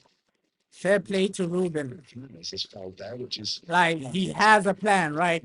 He has a plan. He knows who he wants. He said, "Nah, Cunha and Mbeumo, I need these guys, and they will transform our team." After the penalty decision, It can be better, but at least we're seeing an improvement from last season. doing that the other night. Of course, it can always be better. Yeah. But the improvement is there, bro. It's clear to see. Technical area. It's clear to see. Down the left. Even somebody like Luke Shaw, he's not too bad so far. To Luke Shaw. Luke Shaw hasn't been bad. Ooh. Just a little bit of frustration coming in from Everton because they're struggling to get anywhere near Manchester United. Yeah, you can see these guys are getting frustrated now. The right got Jake O'Brien, wasn't it? Wanted him to step up and help him out. Yeah. And I won't even be shocked if there's like a stat saying Bruno has more goals than somebody like an Odegaard, right? Because I see Bruno more valuable than somebody like an Odegaard, bro. I think we have something. He's way better as a number 10, bro, because he'll guarantee you goals from penalties. He'll create some opportunities in some moments. He's not the greatest, but at least he's something, Bruno Fernandes. He's better than what other people have, right? That's what I can say. Bruno is better than what other people have. We got, oh, Diallo, stop that. Diallo, stop that. Diallo, stop that. Oh, my God. Yo. Diallo, stop that. Oh, my God. The first one wasn't, but the second one was. He's playing with freedom right now, Diallo. You can see the confidence from Ahmad. From Mbeumo as well, bro. Maybe even the first one. He's playing with freedom, bro. He's playing with freedom. So much freedom from Ahmad, bro. We love to see it. We love to see it, bro. We genuinely love to see it. I'll tell you what, Bruno Fernandes can hit them from here. Brian and Mbeumo can hit them from here. Let Mbeumo take it. Let's see what happens. Direct for goal. No. But I think, Bruno might just take it. Is that Ahmad on the corner of the area? Let's hope Mbeumo gets a goal, but yeah. Right, we need our boy to get a goal. Mbeumo, Cunha, get these guys some goals. A little bit of a step back if it was going to. Oh my God, the build-up before that penalty was insane. It was insane. The build-up, how build-up. Bro, we're seeing some good football. Mbeumo! A good attempt, bro. A great attempt. A great attempt, bro. And that's what Mbeumo would bring. Like, even free kicks, the guy is good, bro. Even free kicks, Mbeumo is good, bro. Unlucky, the free kick was saved, but it was a decent free kick. It was a decent free kick, bro. Oh. Wide, left-hand side. I think this is the fascinating thing, isn't it? Yeah, this is amazing, though. This is amazing. We built a foundation, and now we're controlling the whole game. Right before, Everton had a bit of the ball, but after the goal, we're controlling this game, bro. Bruno! Mbeumo! Fuck, man. Bigfoot is making so many saves. Wow. Yo, that's why I said 4 goals isn't unrealistic. 4 goals ain't unrealistic for Man United. Wow, Bruno. Mbeumo, man. Yo, we are playing. We are awake right now. This is beautiful. This is beautiful, bro. This is beautiful. Preseason has been unbelievable. Wow, how haven't we scored a second goal though? But we're playing extremely well. This is a great game. Great game by Man United. Like genuinely. During training sessions, having a bit of banter with Mateus Cunha about his. Like genuinely, what a game, bro. What a game.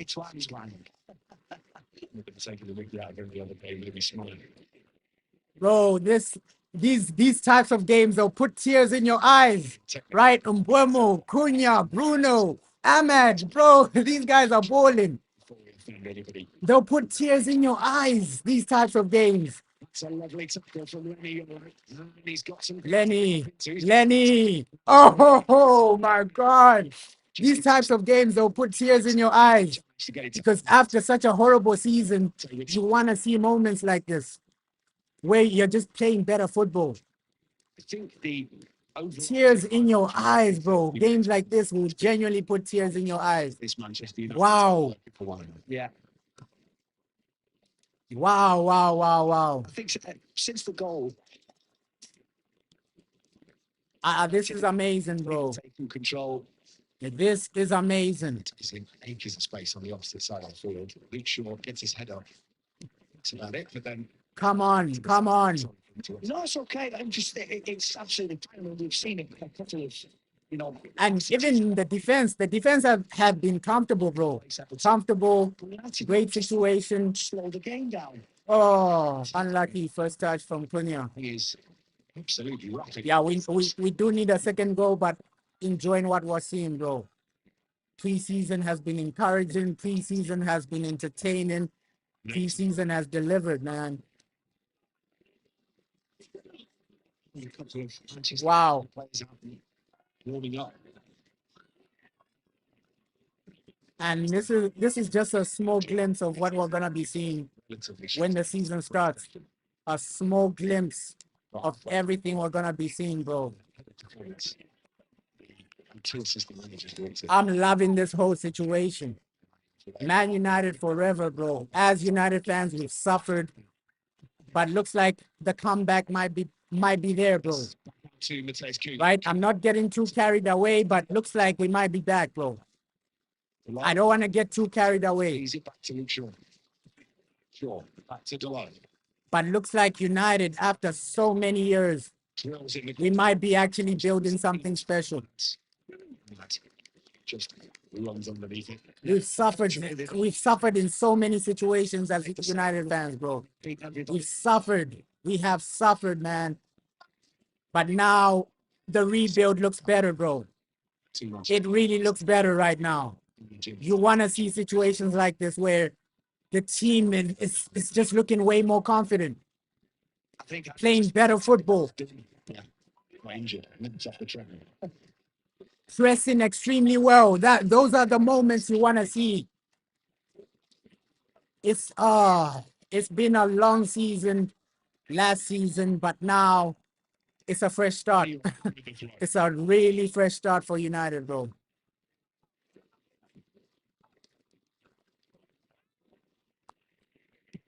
Oh, nice pass from Kobe.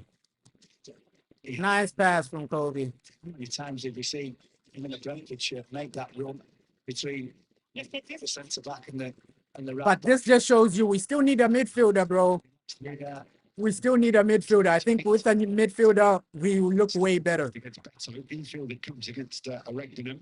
With a midfielder, we look way better. Somebody like a Baleba, bro, we look way better. But it is what it is so far. Here it comes all the way through the back. Manchester United scrambling to get themselves back into position. Mikalenko. Oh, Mbeumo, and the way he drives with the ball. I love that from Mbeumo, bro. The way he just carries the ball, drives with the ball. We're playing, bro. We are playing. That's going to go for the corner, is it? Yeah. Nice. A little bit of confusion in the ranks, but Brian Mbeumo are doing brilliantly well. Yeah, Brian Mbeumo, wow. Away from danger. Wow, the weight. He's tidy on the ball. That's what I really love about him. He's tidy on the ball, and he doesn't really lose the ball a lot. He's done before now. He certainly didn't pick for me. The way he's driving with the ball as well, man. But low key, he looks like he's tired. He looks like he's tired a bit. It is a bit of a tongue twister. He was at Aston Villa before going to Everton, moved to Everton. Wow, I'm applauding for like Brian and Bournemouth so far. Like, this is last year. but you still need that second goal, United. Don't let this game get out of hand. Yeah. 33 minutes here. You need a second goal. Don't allow this game to get out of hand, bro. Because we don't want a situation where these guys score an equalizer and then That's a brilliant. Brilliant. Absolutely fantastic from Diogo Dalot. Yo.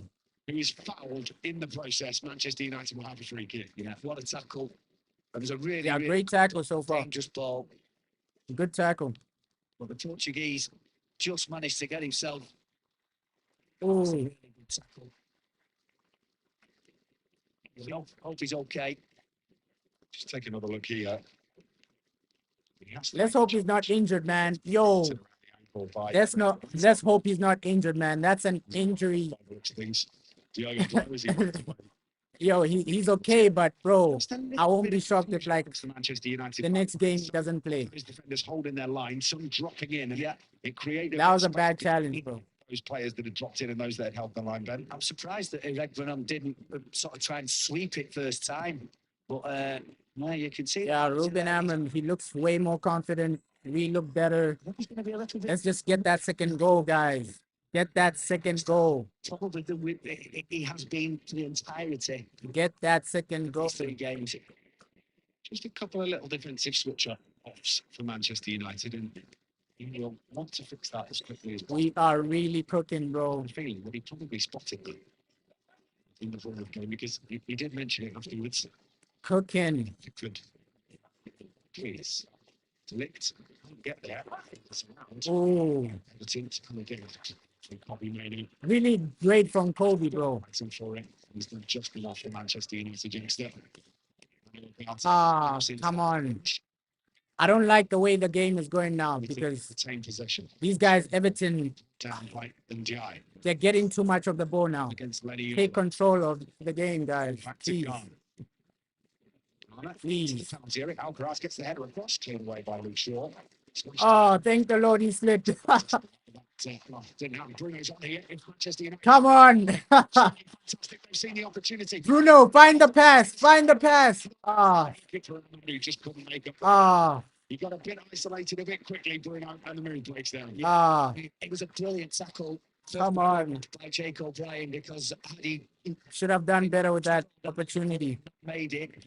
Bruno was away.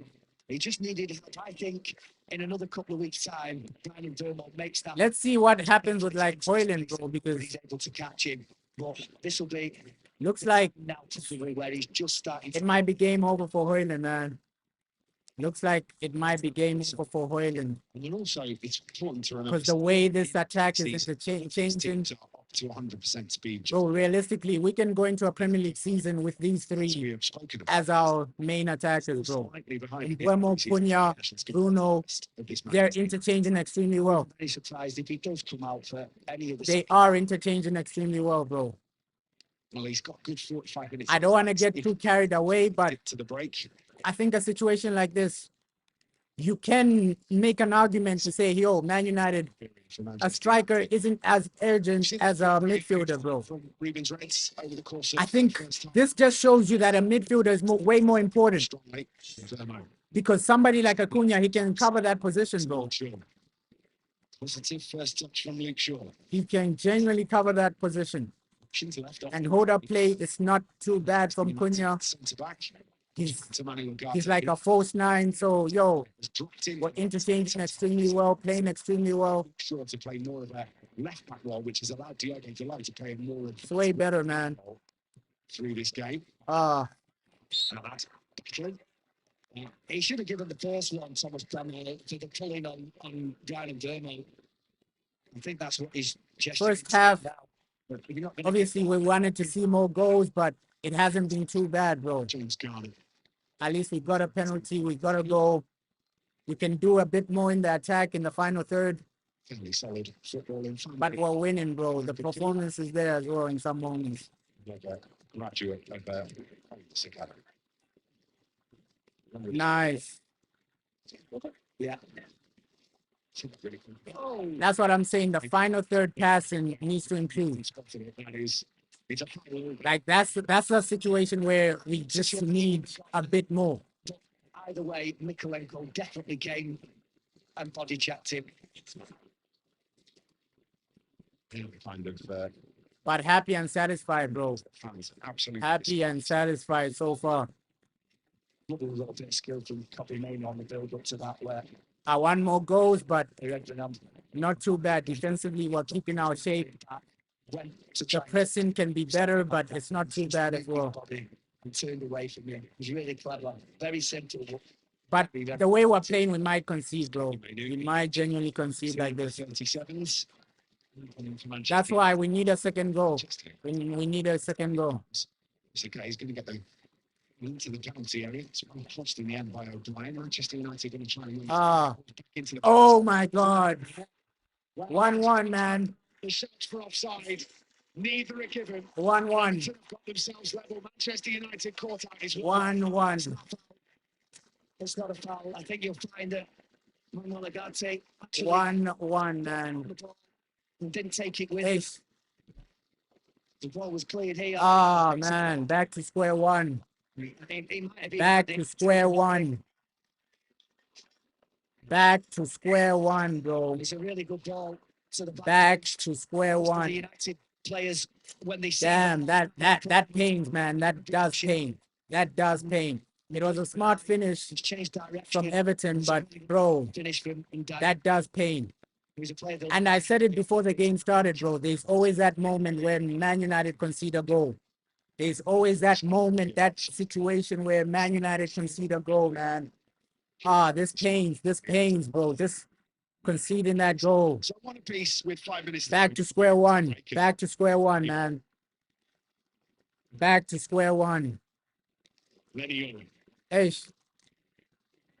So second half, looks like this team might play until like 70 minutes before we make substitutions. Just a little bit of defensive come on that we've seen in the opening 40 minutes. Ben. Yeah, I think that's come on. Disappointing way to concede, bro. I don't think Ruben Amorim. Disappointing way to concede. We need to do better there. Damn. He hasn't liked. Damn. And things that people wouldn't have detected on Wednesday when he mentioned that there was a few things. Oh man, but you still have to give it to the team. It wasn't. It's disappointing to concede, but we've seen some good moments, some good patterns of play. That's why I was saying earlier, a second goal is a must, bro. A 1-0 lead in football is nothing, right? Even a 2-0 lead in football is nothing, bro.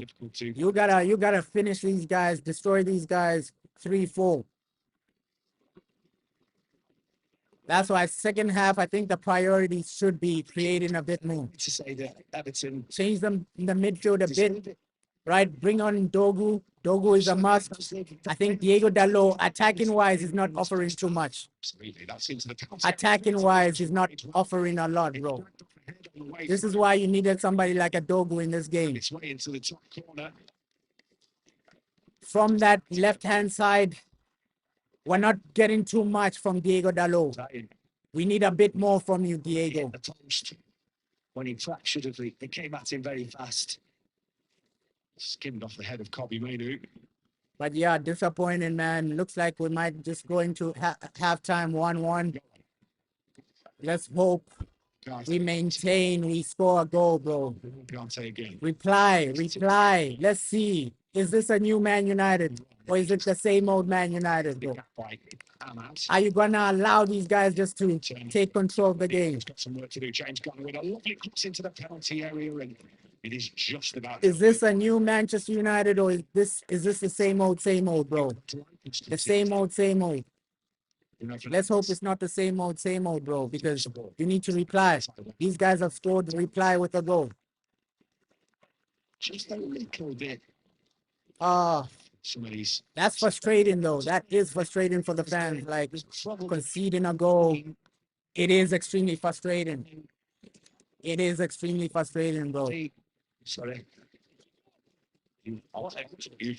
I thought we were gonna just kick on, score more goals, but that hasn't happened. Ah, disappointing, man. Everton certainly finishing this half for stronger. Yeah, Everton literally looking for a second. Take control of the game, guys. Who's going to swing that one in as well? It's another dangerous ball into the box. Manchester United. Come on. Just about get it clear. Garner. Collected well by outside binding. Is that a good first half, James Garner, along with Everton? And I don't even want to blame the goalkeeper, but hey, we need a situation of a goalkeeper next season. I'm not saying that goal is down to Altai Bindia, but next season a goalkeeper is a must, man. This season a goalkeeper is a must. Because we can see, okay, both goalies, we can't really trust them, bro. We can't really trust both goalkeepers. Onana and Bindia, you can't trust these guys, bro. Stoppages in this game either. Oh, man. At the end of the first half. Disappointing. Disappointing. For the penalty. Bruno Fernandes. Nice from Bruno. Maybe one more chance before the break for Manchester United. Great from Bruno. At least get a goal before halftime. A few minutes, a few seconds until halftime. Manu finds him. Respond. Back it comes to Diogo Dalot. Bobby Manu. Come on. Trying to deliver this to the edge of the penalty area. Oh. The shot. Unlucky there. Hey. Unlucky there. Oh, United. Looks like halftime. It's going to be 1-1. Not too Damn. for a goalkeeper. Yeah, bro. Show Diego Dalot. Use a screen, doesn't he? On the left. The left, we're not really getting a lot from them. Right? I thought early stages, Luke Shaw started well, but the left, bro, we're not getting too much from these guys, bro. We are not getting a lot from these guys on the left. We just need way more. Diego Dalot, give us way more, man. Give us way more. 6 or 7. And there we have it. Half time.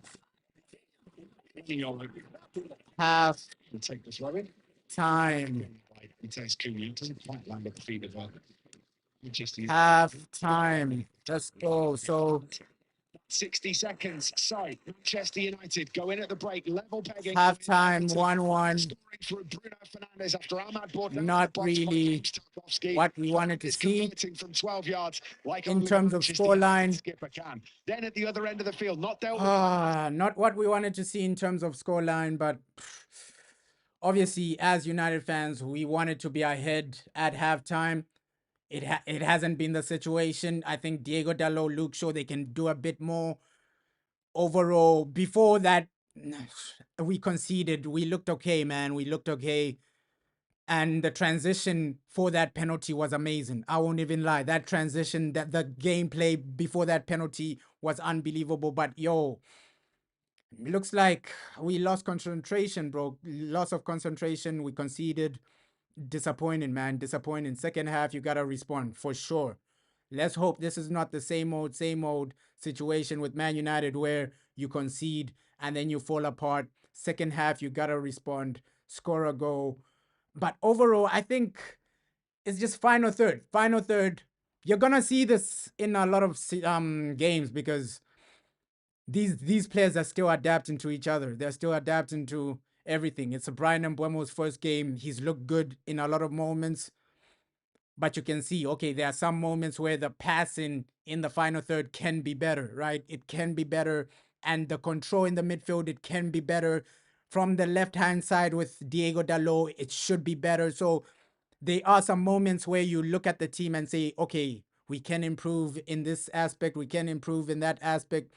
First half, obviously, we knew Bruno was going to score that penalty. He never misses. Great from Amad Diallo. Looks like he's playing with a bit more confidence, right? We've seen him in a few moments, but in some moments, the passing hasn't been right. So I do expect this to improve, right? When the season starts, I expect all that to improve. The poor passing, obviously, when the season starts, I don't expect Diego Dalot to be a left wing back. It will be Patrick Dogu, and you see what Patrick Dogu does. What he brings to the team, bro. Attacking wise, he brings way more than Diego Dalot. And with Diego, he's playing in a position where he's not really comfortable, right? He's not a left wing back, so he will always struggle in some moments. That's why I think Dogu, that Arsenal game, Dogu has to play. Like the Premier League, he has to be your main guy. I know the manager loves Diego Dalot, but in the Premier League, it has to be a situation of Patrick Dogu starting games at that left wing back position, because I know the manager loves Diego Dalot. He loves him. So he's trying his best to integrate him into the starting lineup some way, shape, or form. But let's see. Let's see what the second half has for us. Right. So disappoint. It's always disappointing to concede, bro. It's always disappointing to concede. But we've seen some great moments and transitions. That's where we're gonna be dangerous, bro. Those transitions. We saw that goal before we won the penalty. That was scary. Mbuemo, Cunha, Bruno, Ahmad on the attack. I think we can hurt any team in the world, any team in the world, with an attack like that. But overall, they're still adapting, bro. They're still adapting. You're saying Ogate is the cause of the goal. Yeah, with Ogate, man. That's why midfield, we just need to improve that situation, bro. Midfield, we just need to improve the whole overall situation of the midfield, because we're in a situation where a better midfield controls this game. We saw that game in some moments. Everton did have the more of the possession than us. In some moments, our midfield is failing to just keep it simple, keep it calm. That's why in some moments the game was so chaotic, right? So the midfield is really important for us. This game shows you that okay, midfield is slightly more important than a striker. Yeah, we are slow in this game. We are slower. This game is worse than our previous game. I think our previous game against Bournemouth, the speed was there, the pressing, we were pressing extremely fast. Here, I don't know what's going on, bro. We're a bit slower. Even the way we're pressing is not too convincing.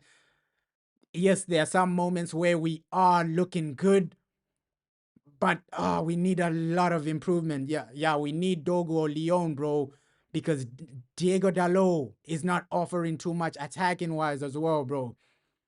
We need somebody to also control the middle. Like, yo, and I agree with you. Mbuemo is just a bit rusty. Mbuemo, he hasn't played since the Premier League ended, right? So that's close to 2 months without football. He's gonna be a bit rusty.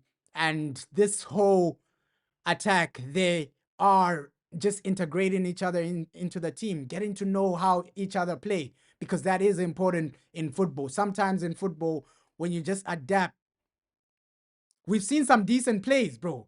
Before that goal, we saw some decent play. Like before we won that penalty, that was an insane build up. Insane build up towards that penalty, bro. You're saying we are linking up in the middle because the formation is difficult. We can't hold the ball. Yeah, a midfielder that can just dictate the tempo of the game, that can control the game, that can just slow the game down. We need a midfielder like that. We genuinely do need a midfielder like that, but extremely obviously as a fan you'll be disappointed that it's 1-1, but I think second half we can get a goal. It's still a lot of improvement to happen, bro. Still a lot of improvement needs to happen, but at least we've seen something. We've seen glimpses, right? We've seen some glimpses of what can be, what we can expect. Yeah, deep line playmaker, a playmaker that can just dictate, bro. That can. We've seen the midfield is disorganized in a lot of situations, bro. You're saying you don't expect Mbeumo to start this game seriously. Yeah, he hasn't played in a long time. And in football, it's just about knowing your teammates, bro. Right now, the first few games, these guys are adapting to each other. Okay, what types of runs is Cunha gonna be making? What types of runs is Mbeumo gonna be making? You're still getting to know your teammates. You're still getting to know your surrounding. So I think that's why we're seeing so many sloppy plays in the final third. I do believe it will improve, but midfield, you gotta get that done. If Omar Barada is watching this and we don't get a midfielder before the Premier League starts, then we have to ask questions of the board. You're watching this and then you're saying, okay, midfield isn't a priority. I don't know what's going on in the mind of Omar Barada, because you should be watching this and saying, okay, Ruben, I'm getting you a midfielder next week. That should be the response from our board, bro. You're saying today I've seen why Amorim plays Bruno deeper. Yeah, mainly because we do see a bit more control with Bruno playing a bit deeper, but for me, it's just getting a midfielder that specializes in controlling that possession, bro. Because with Bruno playing deeper, you still get some moments where it's not complete full control. If you get a specialist, bro, a specialist that can control the tempo, it'll be amazing, bro. Yeah, Casemiro is our deep line playmaker. It's crazy, bro. Yeah, we do need maybe a Douglas Luiz, somebody that can just come in and improve our midfield. I think Douglas Luiz on loan would be amazing. It would be amazing, but that first half, it shows you our main problem. Attack, I think striker, it's not really a massive situation because Mbeumo can cover that position. Cunha can cover that position. And now midfield is where you're asking the questions, bro. Asking the questions. What's really going on? What's really going on? Midfield is where you're asking the questions. Omar Barada, please look into this. But second half, let's hope for a goal or two, bro. My prediction was 4-1. I think we can still get that, bro. I think we can still get a 4-1 situation if we just change everything. Obviously, let's hope Diego Dalot is benched in the second half. You're saying you're not happy with this performance. Rasmus should have started this game. Let's see, man. Let's see. I think in the final third, we have the potential to be scary, right? We have that potential to hurt anyone. Game of sorts. This is Omar Barada. Omar Barada talking. It's been amazing. It's been very good. Really pleased with how it's gone. The team has trained really well. The interaction with the fans, activation with our partners, everything has been excellent. The Premier League has put on a really good tournament. So far, so good. We'll have our highlights as fans and as employees in the media team. Have you got one highlight from the last 2 weeks or so? I wouldn't say there's one highlight. We've done 30 events over 2 weeks. And I've really enjoyed seeing the activation with our top partners, with the launch of the away kit with Rio Ferdinand, with Adidas, and we've done an activation with Snapdragon as well, which we'll see next week in the Snapdragon Cup. And I did really like watching the colors on the Niagara Falls. You know? So that was something quite special. From a football perspective, as we go into the new season, fans get excited after a couple of good performances. The mood in the camp has been noticeably really positive. We've heard you speak about the need for cultural change. We've heard Ruben speak about that. Are you confident that has happened and is happening now? Yeah, the mood has been good, very good. The culture, the standards, the values. You know, we're trying to ensure that we create a team spirit that allows the players to compete at the highest level. Ask him about We have transfers. standards. Ruben is very clear about that. So is Jason. And it's something that we want to see with the players, with the staff, with everyone. Because what we want to do is to win and to start winning titles as soon as possible. Of course, adding players helps. We've seen the arrival of Brian and Mateos and Diego. And they've adapted really well. We're going to see Brian play for the first time. I'm sure the fans will enjoy that. Mateos has already shown his quality, and Diego has shown that he's adapting very quickly, having just come from Paraguay. So all the signs are positive. We're cautiously optimistic, and we hope we're going to have a great season. How do you go about changing a culture of a team, of a club? What do you do?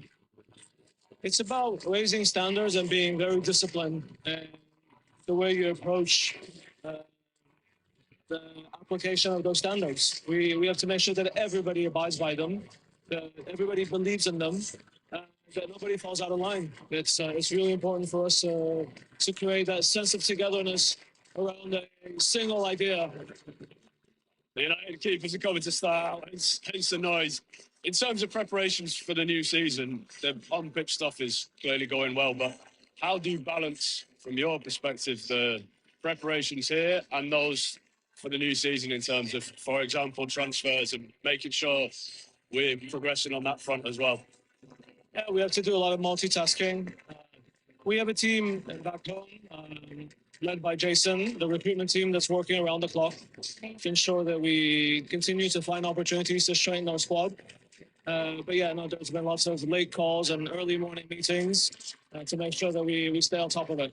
So you do feel well prepared for the new season, confident of what's coming? I feel very confident, and I think we are going to see a much better season than we saw last year. I see it in the players, I see it in Ruben. That makes me feel quite optimistic about what we have coming ahead. Carrington, going back to a revamped Carrington, you feel like the sense of momentum will continue with that? For sure. It's a really important milestone for us. We've invested a lot in improving the facilities. It's going to be best in class, really second to none in the world of sports. We're going to open it on Friday, the 8th. We're very proud what it's going to look like. And I have no doubt that it's going to impact positively the performance of our teams. Okay. We look forward to it. Thank you, Omar. Thank you so much.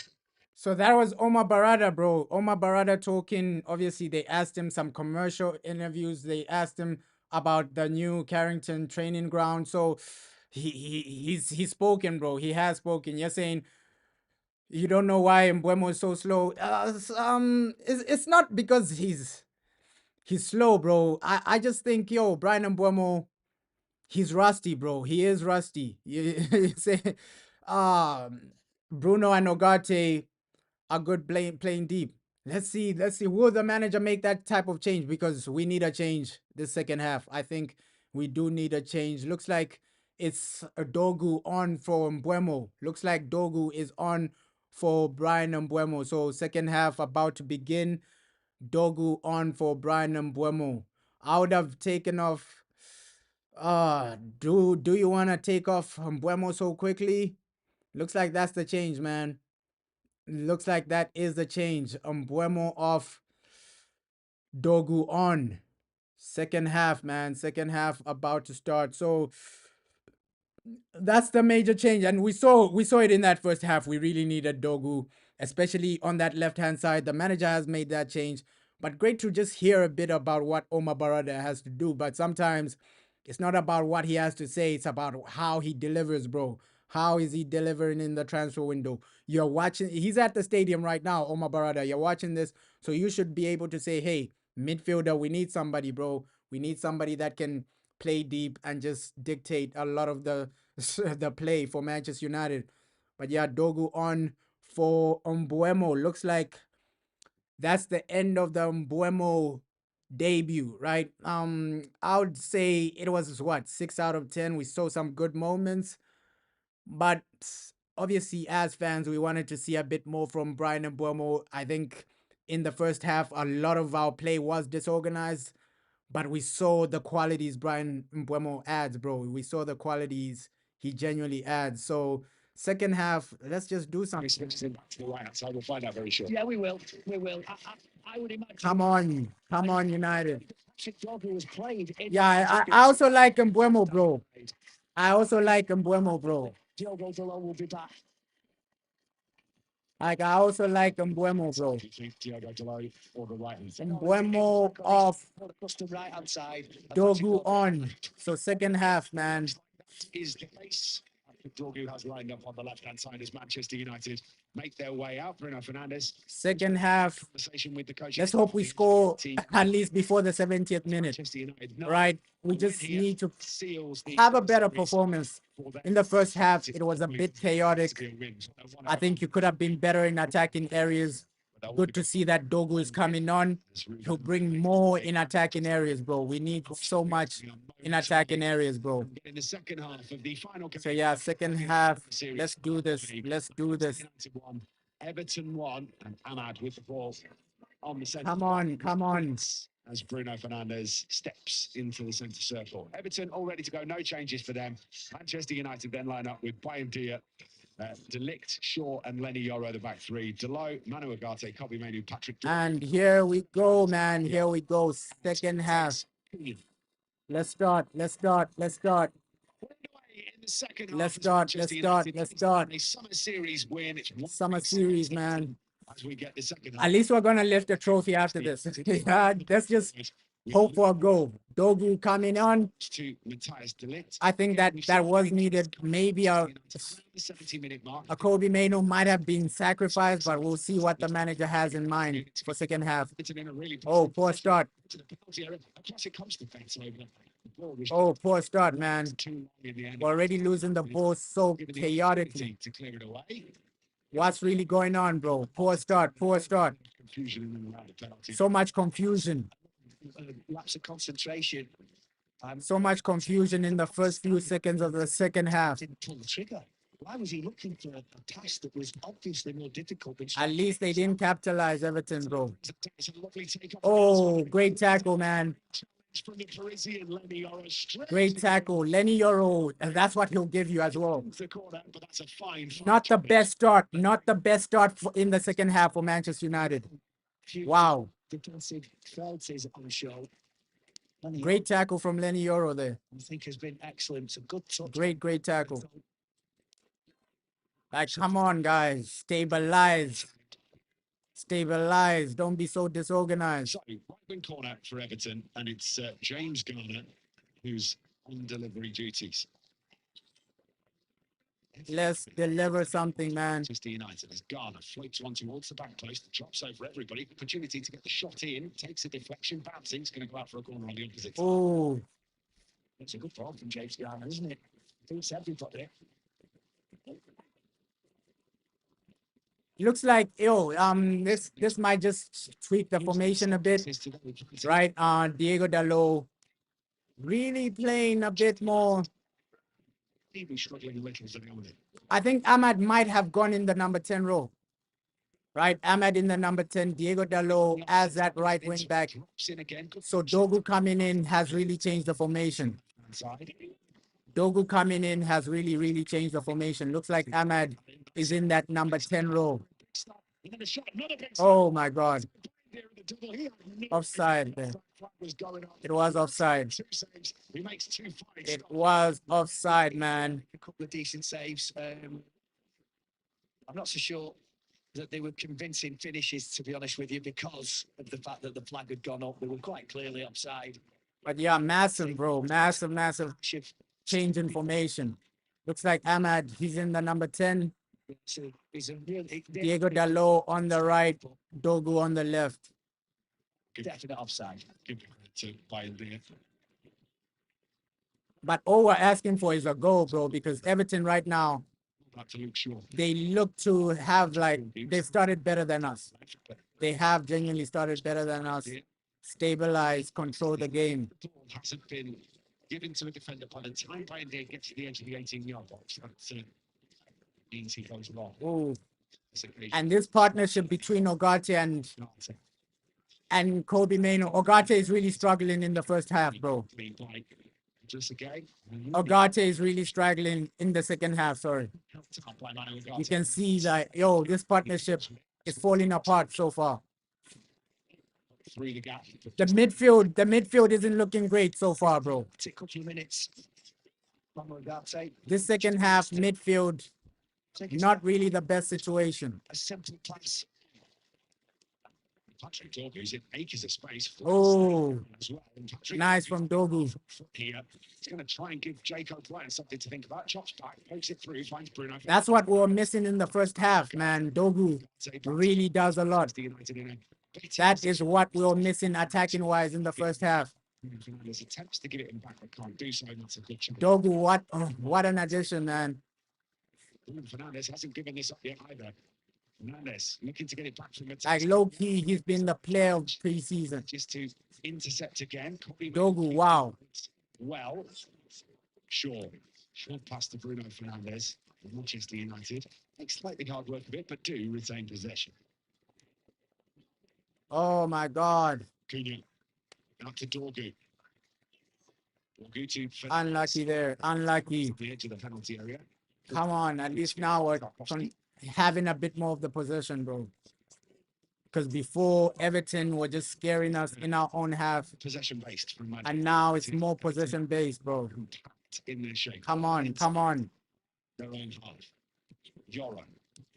Delay. Delay's going to lift for Bruno Fernandes. It's the right idea from Diogo Delay, just didn't quite have enough on it to reach his captain. Nice. He double runs there, causing Manchester United a couple of little issues. Matthias de Ligt has read that. He's going to get back and tidy up for the Reds. Clever from Luke Shaw. Just making sure that again. And the passing needs to improve, bro. It has been that sort of performance.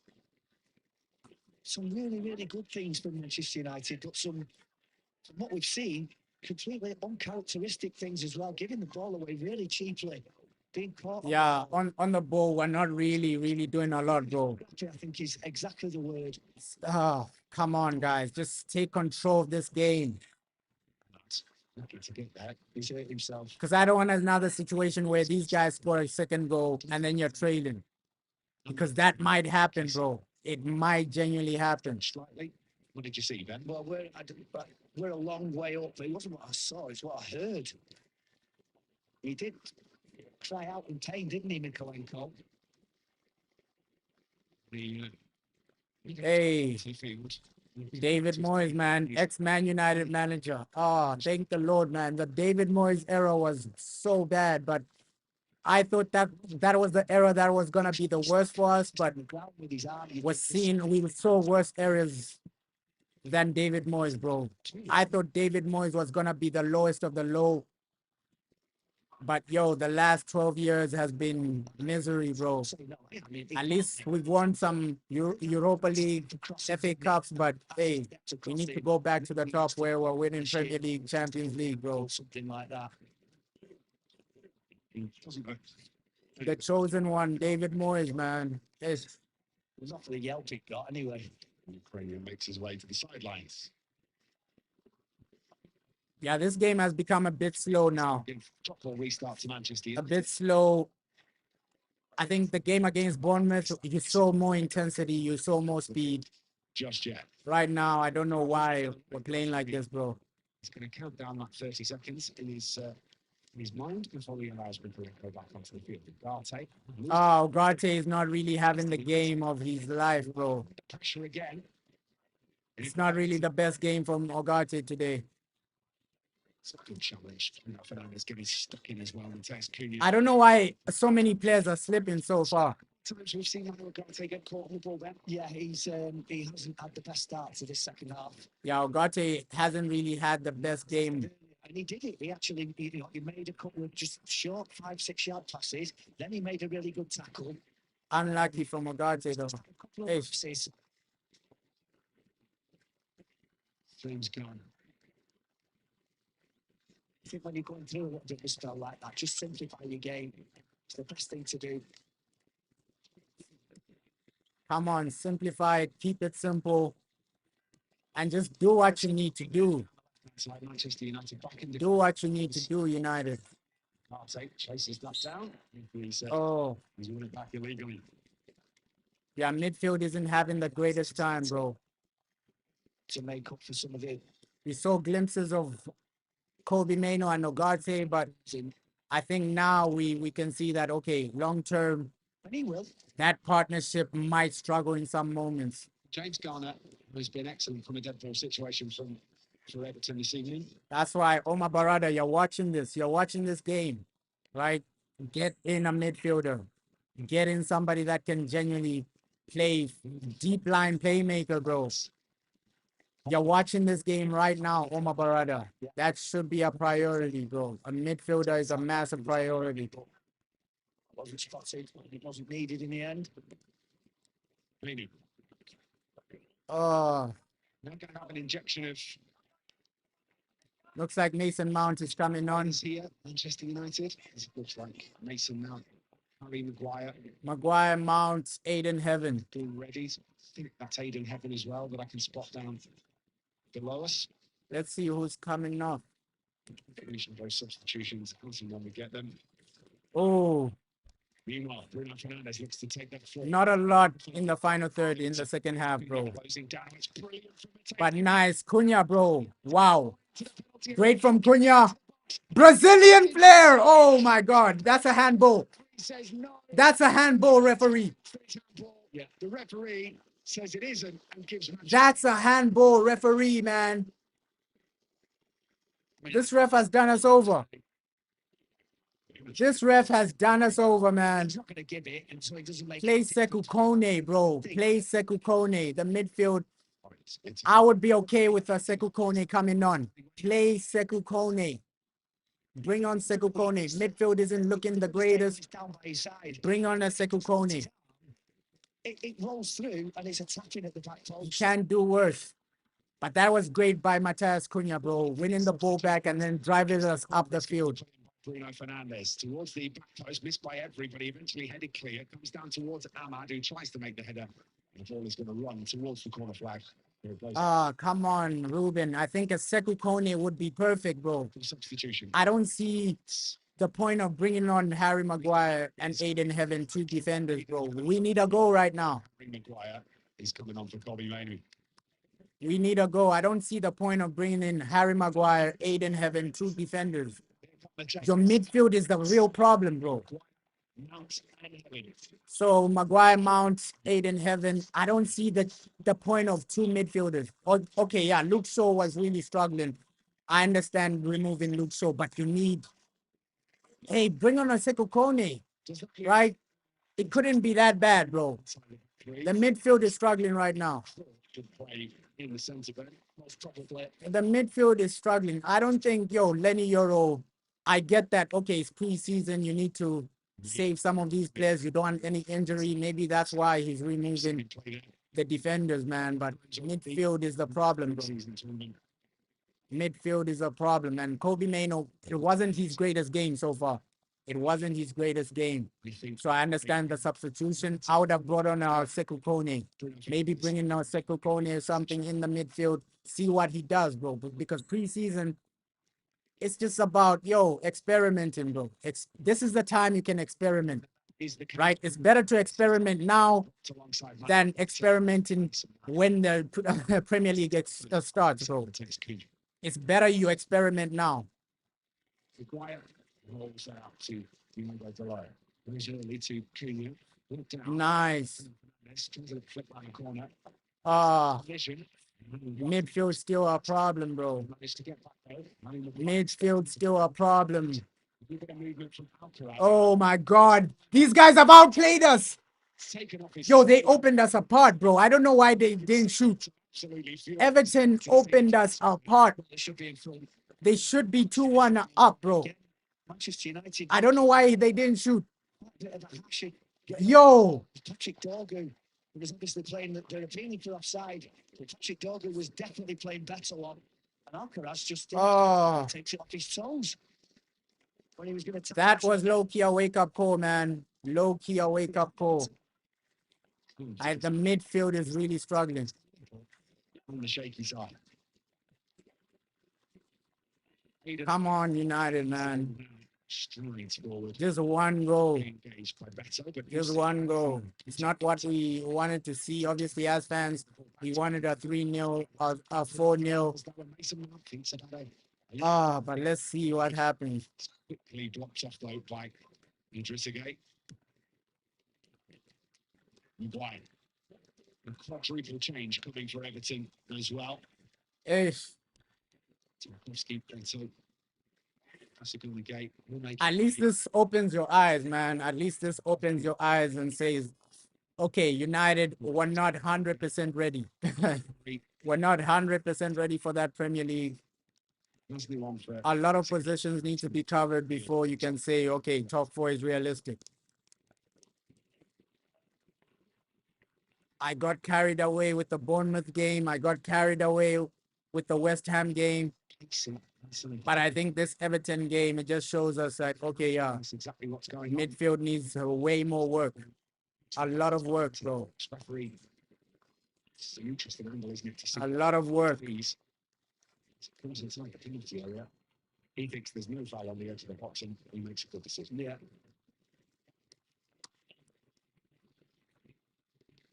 Come on, all I'm asking for is at least one goal, man. End preseason on a W, bro. 3 back-to-back wins. That would be good. You're on the floor. I don't actually care what Hey. the reason is. If that ball was allowed to roll through, then there was a tapping at the back post, and I forget who it was now. I don't think it was Bruno. Yeah, looks like, I think 10 more minutes, then he'll make way more changes. I think we'll see Ethan Williams. We'll see somebody like a Diego Leon. Maybe Diego Leon might not come on. For me, that should be a penalty. But let's see, man. I think in 10 minutes, he'll make a lot of changes. Difficult to argue with the assessment of Ben Thornley alongside me in the commentary box here at Mercedes-Benz Stadium. Underway. Garte collects. Oh. There's a foul on Aiden Heaven. But we still have like 30 minutes, bro. 30 minutes is a lot of time in football. It's been a really good addition. 30 minutes to get that goal and win the game. Makes sense, but in terms of the group and what he brings outside of the pitch as well, youngster, his whole career in front of him, and as a centre half, you don't really start hitting your straps, do you, until you're 26, 27 years old. Come on. Well, he will until he gets to that point. Aiden Heaven. Just needs a little charge. Oh, he's going to win his side of corner. I think that was great from Aiden, bro. Winning a corner, things like that. That was great. That was good. At least just get to a position where we're in their half, we're in their box, we're in their final third, bro. That's how you're going to score. Keep applying pressure. Keep applying pressure, Manchester United. Like, we need to attack a bit more. To do that, and people sit up here. Bruno Fernandes, left wing delivery. Looks like Cass was talking to Bruno during that corner. Here it comes. Swung towards the back place where Harry Maguire looks to get up highest. Falls to Patrick Dorgu, who knocks it down. Oh, Mason Mount. Mason Mount tried a cheeky backheel pass. Mount, hey. Patrick Dorgu as the ball is cleared away. Come on, let's hope it's not the same old situation this season, bro. That's why I'm saying consistency is everything, right? In the Bournemouth game, you're playing unbelievable. You're pressing extremely well. You're creating chances. And then this game, it's like the momentum is slow. It's not really too convincing. So, United, man. What can he do from this position?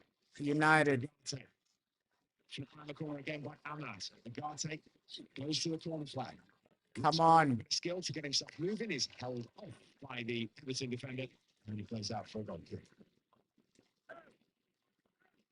We tried something. Oh, goal kick. That is definitely the area of the pitch that you do that. This game has really just over an hour played. It's been underwhelming, man. It's been underwhelming. Imagine if David Moyes not too disappointed with the way that his side have played.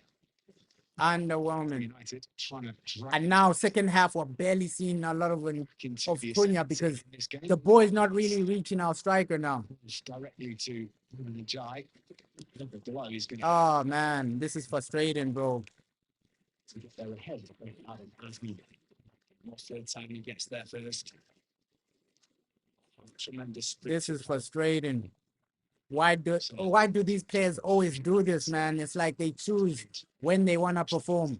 They choose when they want to genuinely do something. So it's a bit disappointing in that aspect. Aiden Heaven. To Mason Mount. Come on, Mason Mount. Fernandez takes over. He's looking for inside out ball. It's a lovely pass. Oh, great pass, but to get ahead. Cesco knocks it down. He is going to give the free kick. Free kick there. Yeah, man. Come on, United, man. Watching Ah, what else was going on. Obviously, Ahmad was the culprit. yeah, Cunha. I think this just shows you like Cunha up front. You needed way more involved in the game, bro. I think him playing up front, waiting for the ball, it takes away from his game. You need Matthias Cunha. To that point in the game, next 5 or 10 minutes, where Part of the game, bro. You need Matthias Cunha in the game, right? Not as a number 9 where he's barely seeing the ball. You need Cunha on the ball. That's where you're gonna get the best out of Cunha, bro. Cunha in the number 10 where he can genuinely impact games. I think as a number 9 way, he has to wait for the ball. It is taken away from his game, bro. It is taken away from his game. Oh. Poor challenge there. That was deliberate. Let's hope he's not injured, man. And I think that if we did have that is set up Stockley Park, they would be looking at that quite intensely. Hey, let's hope he's not injured, man. We can't have like an injury.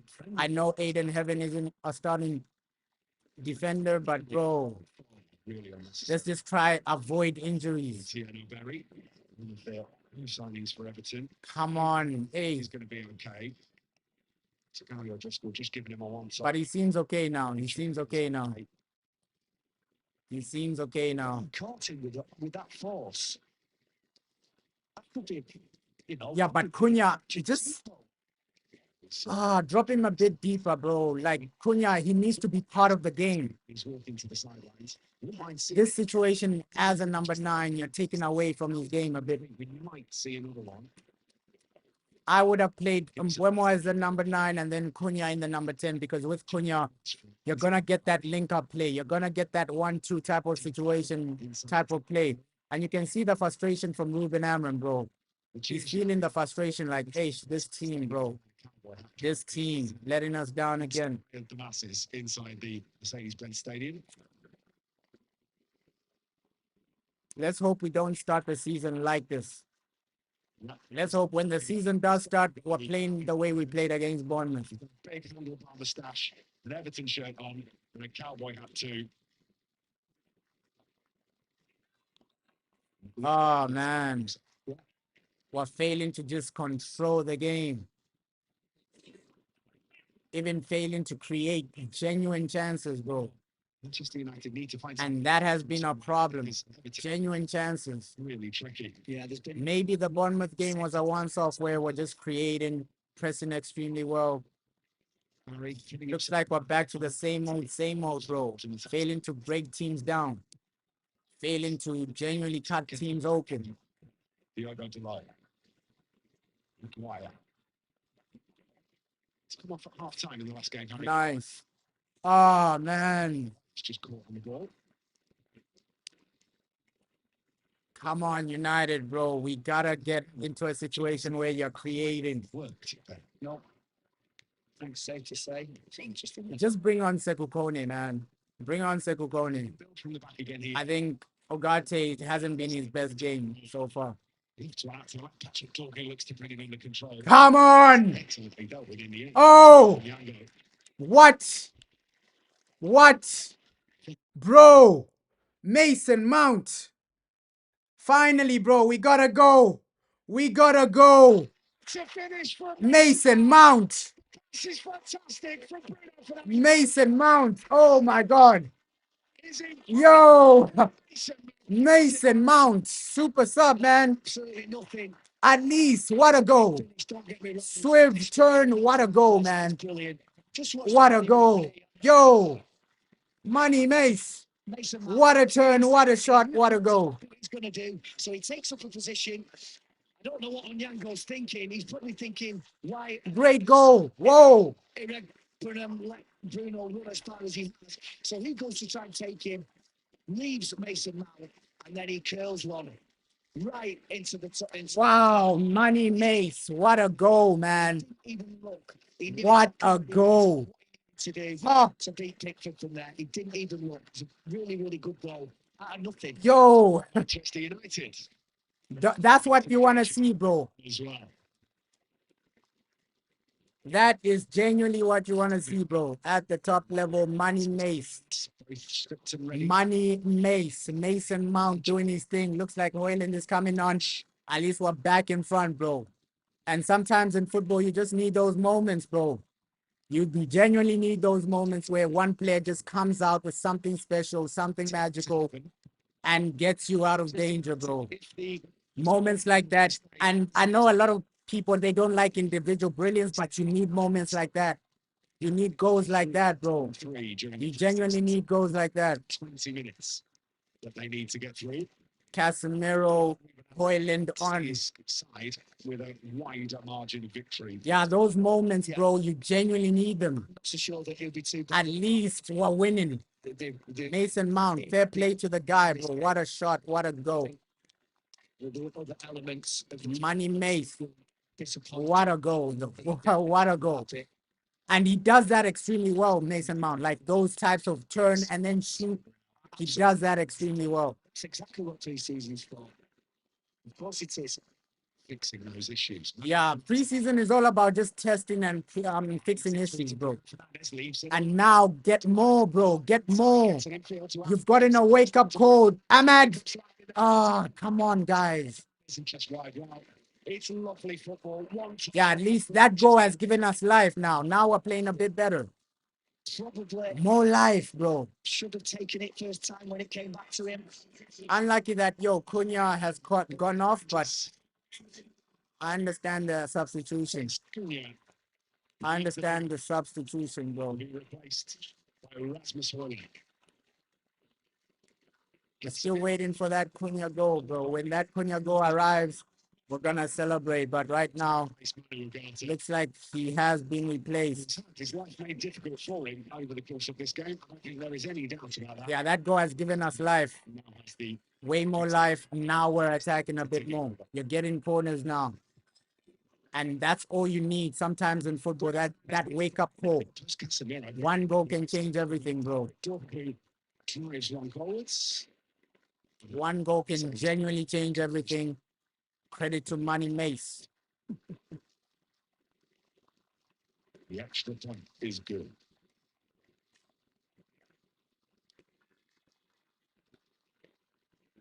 Come on. Well, it was there to be hit. I think for Patrick Dorgan, Ben. Yeah, just needed to get his... Cunha doesn't look happy, though. Cunha doesn't really look happy, though. He's unfortunately cleared. He doesn't look happy at all. But yeah, that game against Arsenal, that's going to be the real test. Right? I think that's going to really be the real test and just see what level are we on, Man United. This game, it has been sloppy, but we are winning.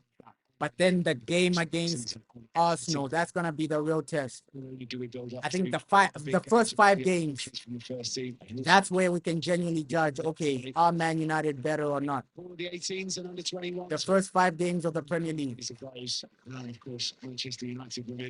Because right now, we can't really tell, bro. We can't really tell. It's a weird potential. We're seeing some great moments, some great plays. But we are also seeing in this game moments where the midfield is failing to control. Right? Moments where the midfield is struggling. Out by Bruno Fernandes. So I think the first 5 games, that's when we can genuinely judge, bro. We can genuinely judge the team first 5 games. Right now, we can still see some moments where you're not too sure. You're not too really convinced with the midfield. I always wanted to cross it at the outside of his boot. He didn't quite manage to get the favour. Ahmad's causing problems. He's so good at it, isn't he? Just turns the jets and look at the press. Yeah, but Ahmad, bro, And Everton struggling to get. looks like he's playing with way more confidence. Fair play to Mason Mount, came on, scored a goal. Bruno scored a penalty, but we wanted to see a bit more, a bit better. 2-2, man.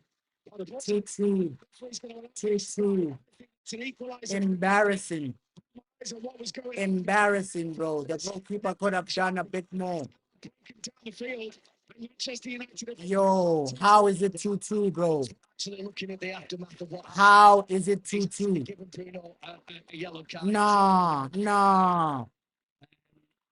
Oh, man, that's such a disorganized goal to concede. Oh, my God. So they're coming together. How is it 2-2? That is such a disorganized goal to concede. We score and then we concede. It's so disorganized, man. So disorganized, man. Oh, man. I thought we were going to win the game after that second goal. Waiting to see the replay there. Manchester United. Let's hope it's disallowed or something. What they needed. The goal looks suspicious. Nah, it stands. But come on, man. That's such a sloppy goal to concede.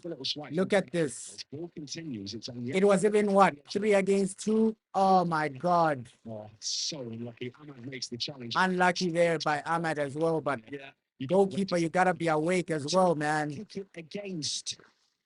Unlucky there from Ahmad. Looks like it's an own goal. Looks like it's an own goal. Yeah. Oh, man. Such a disorganized goal, bro. On goal from Ahmad. Come on. He's trying to defend, but, oh, man. It is what it is, though. It is what it is. He was trying to defend, but own goal. That's why in football, you got to just destroy your opponents 3-4-0. You got to get the goals early and just... If we were controlling this game, I think we prevent that, bro. Now Everton looking for that third goal. Oh, man. Come on. That is so unlucky, man. Scoring an own goal like that, you barely see situations like that, bro. So unlucky. Into the territory where back to square one, bro. Back to square one. When it went 2-1, that United would then start to take control of the back to square one. And then back the whole square. Oh, man, that is frustrating, bro. That is frustrating. Conceding goals is always frustrating. So these games do they? So looking at sort of no more than 15 minutes left. Nice. Unlucky. Bounces too far ahead of him and it's picked bouncing too far ahead, bro. Manchester United retaking the lead with a fine Mason Mount finish. Oh. This time on the turn. Looks like it's what, 12 minutes? Aiden Heaven comes together. 12, 13 minutes. Can we get a goal? This has been a tight game, I won't even lie. I didn't expect it to be this tight. I thought we were going to come in, perform, score goals, and just control these guys, man. Oh, my God. Referee is going to stop play. It's just... what's he holding? Not the best game, bro. Not the best game ever. Not the best situation ever. Man, we need a bit more, man.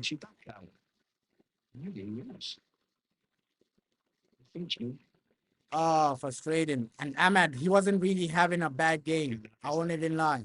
He wasn't having the worst game ever. Just that own goal, so unlucky, bro. Right after the goal, we concede. So unlucky. Oh. Right after the Mount goal, we concede. Come on, man. But we still have 12 minutes. 12 minutes is way more than enough time to get a goal. Like, if you're a serious team, 12 minutes against Everton, bro, that's enough time to get a goal. Way more than enough. with David Moyes, he set his team up the right way, no doubt about it. Nothing that you can see on the But let's see, man. Let's see. The fans going round and round. There's a Richmond Evertonians scarf. Oh, Which is what prompted Ben to just randomly shout Richmond, Virginia. disappointing way to concede, bro. Of concentration. Yeah.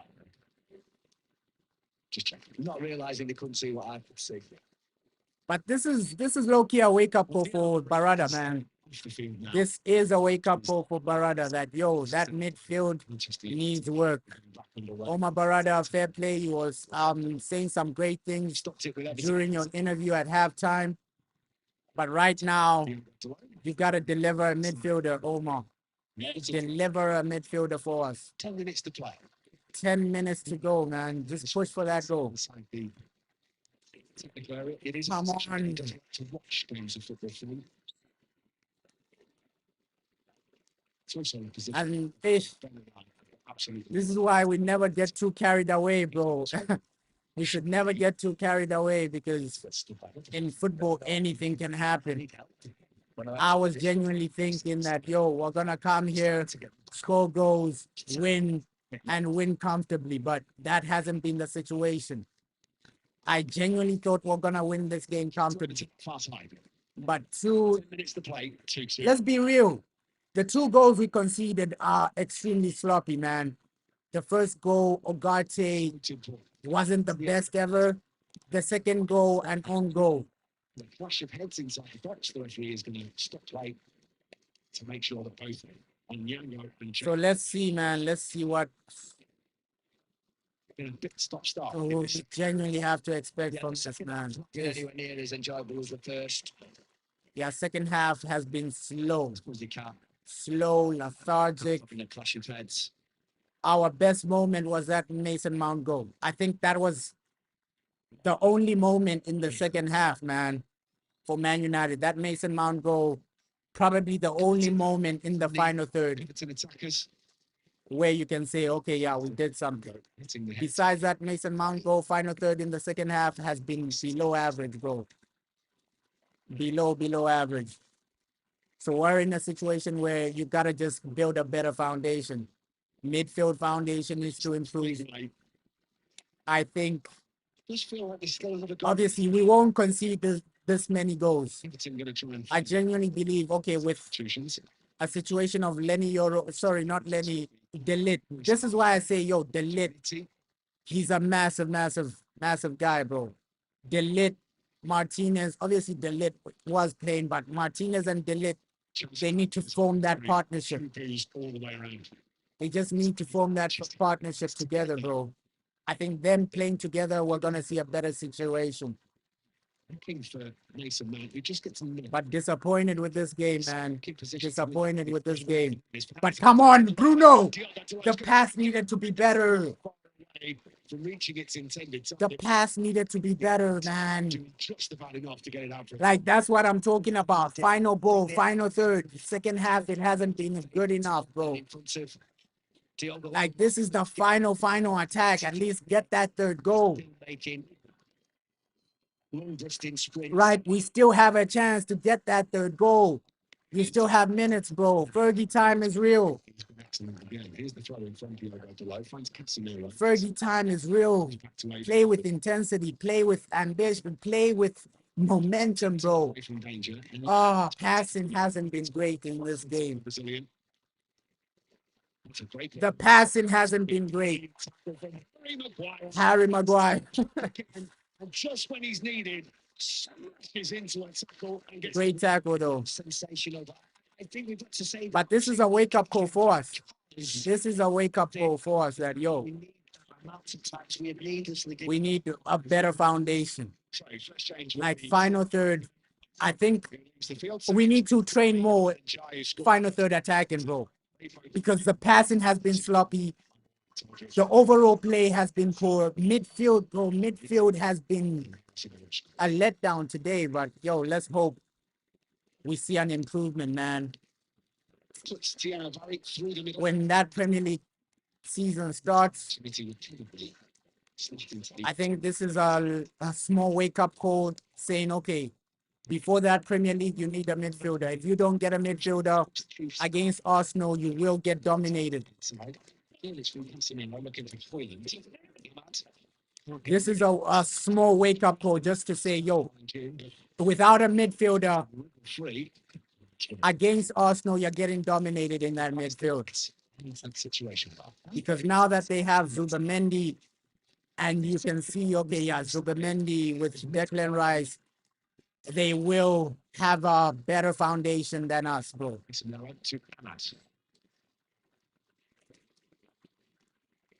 So this is a wake-up call for us, bro. A massive, massive wake-up call.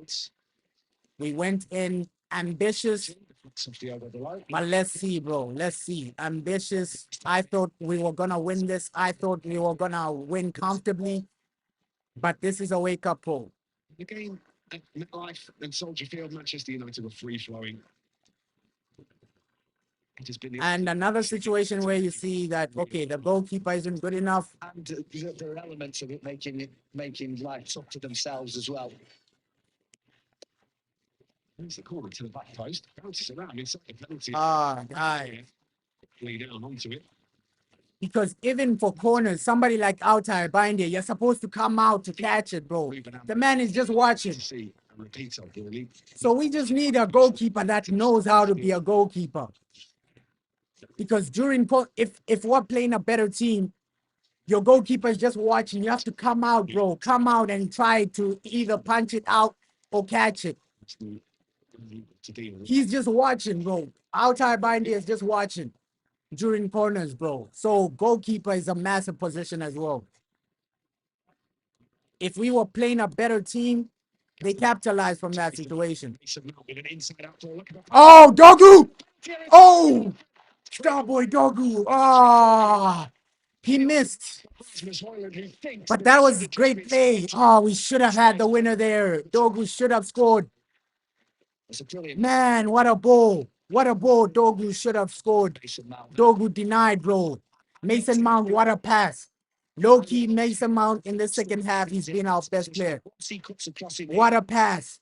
I think Dogu should have either passed it. You should have passed it if you knew you're not going to score. You should have passed it to Hojlund. Damn. I understand the frustration from Rasmus. You should have passed it, but what a pass from Mason Mount. Over in midfield. Mason Mount. Back it comes to Aiden Heaven. When United have moved the ball at pace, Everton have had no response. Whoa. Better foundation there. I think I see the frustration from Rasmus Hojlund. I get it though, because he was free. I think a pass from Dogu was a better decision. We could have won this game. But what a pass from Mason Mount. I think he's the player of this second half. No doubt about it. No doubt about it, bro. Fredrickson replaces the lid. Mason Mount, fair play to him. That pass in unbelievable. The goal in the second half. I think this has been his second half, bro. Second half, Mason Mount has turned up. Fair play to the guy. Fair play to the guy, but it should have been 3. It should have been 3 for Manchester United, bro. Oh my God. How did we mess that up? It was a good save, but we should have found a way. We should have found a way. That's going to go for Manchester. No doubt about it. He's just having a conversation with staff. I don't think this. So pre-season so far, 2 wins, 2 draws. Looks like that's the situation. We remember the Leeds game.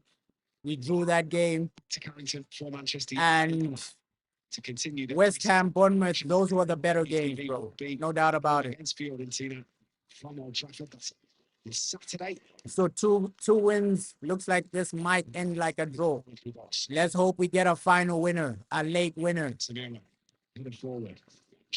But we should have been 3-1, 3-2 up, bro. We should have been 3-2 up. That final moment from Dogu, I think, I understand with Dogu. Okay, he wanted to take the shot. He thought he could score. But wow, we should have taken our chance. James Garner. We should have taken our time. Good game this evening. Because the way players need to view every game like it's a final, Tarkovsky right? View this like it was a Champions League final. If I don't score, from the start. we lose. So that's how you should be viewing every game, bro. But wow. Very, very useful headers of the ball. Michael Keane, another. Not the best ever game. Manchester United with every player back inside the 18-yard box as the ball is. But at least we come out seeing the realistic position we're in, bro. At least we got a wake-up call and a reality check that, okay, we need a midfielder. That's the main positive I see from this game. Somebody like Omar Barada, you should be watching this game and saying, yo, we need a midfielder. But wow, man. This caused a problem in the first half, didn't it? New flow, headed away-ish by Diogo Dalot. Wow. Completed by Casemiro. Great clearance from Everton. And a bouncing ball in midfield allows Patrick Dorgu to step in. 3 minutes in time added on at the end of the game. Mason Mount is going to get this infield. So let's see, man. Pass is right, but a few more minutes. We're into added time. Casemiro's pass. Come on, guys. Into added time, man. Is enough for Manchester United. 2 wins and a draw to win these. Into added time. Very much. 3 minutes of added time, man. Here today as well as. We're into that added time. Get a late goal. Losing the play, it's going to give Manchester United the throw in on that far side. But yeah, Ruben Amorim, he did say that, okay, after this game, they're going to do some type of training session. So some type of mini training session at the stadium. And after this game, we do lift a trophy as well. But we would have loved to like end the game on a win, bro. Ending the game with a win would have been better. It's towards Harry Maguire, gets the head to the ball. It's wide of the mark. Wow. She'll take a few further minutes off the clock. Hey, Ruben Amorim will be upset with this game, bro. He will be upset because midfield let us down massively. The midfield was the main problem in this game. They're going to end their losing streak. And also some disorganized goal, unlucky goals to concede, right? It's not every day you concede an own goal. Unless Manchester United can. But midfield, wake-up call, man. That's a wake-up call. Right. For the Manchester centre half.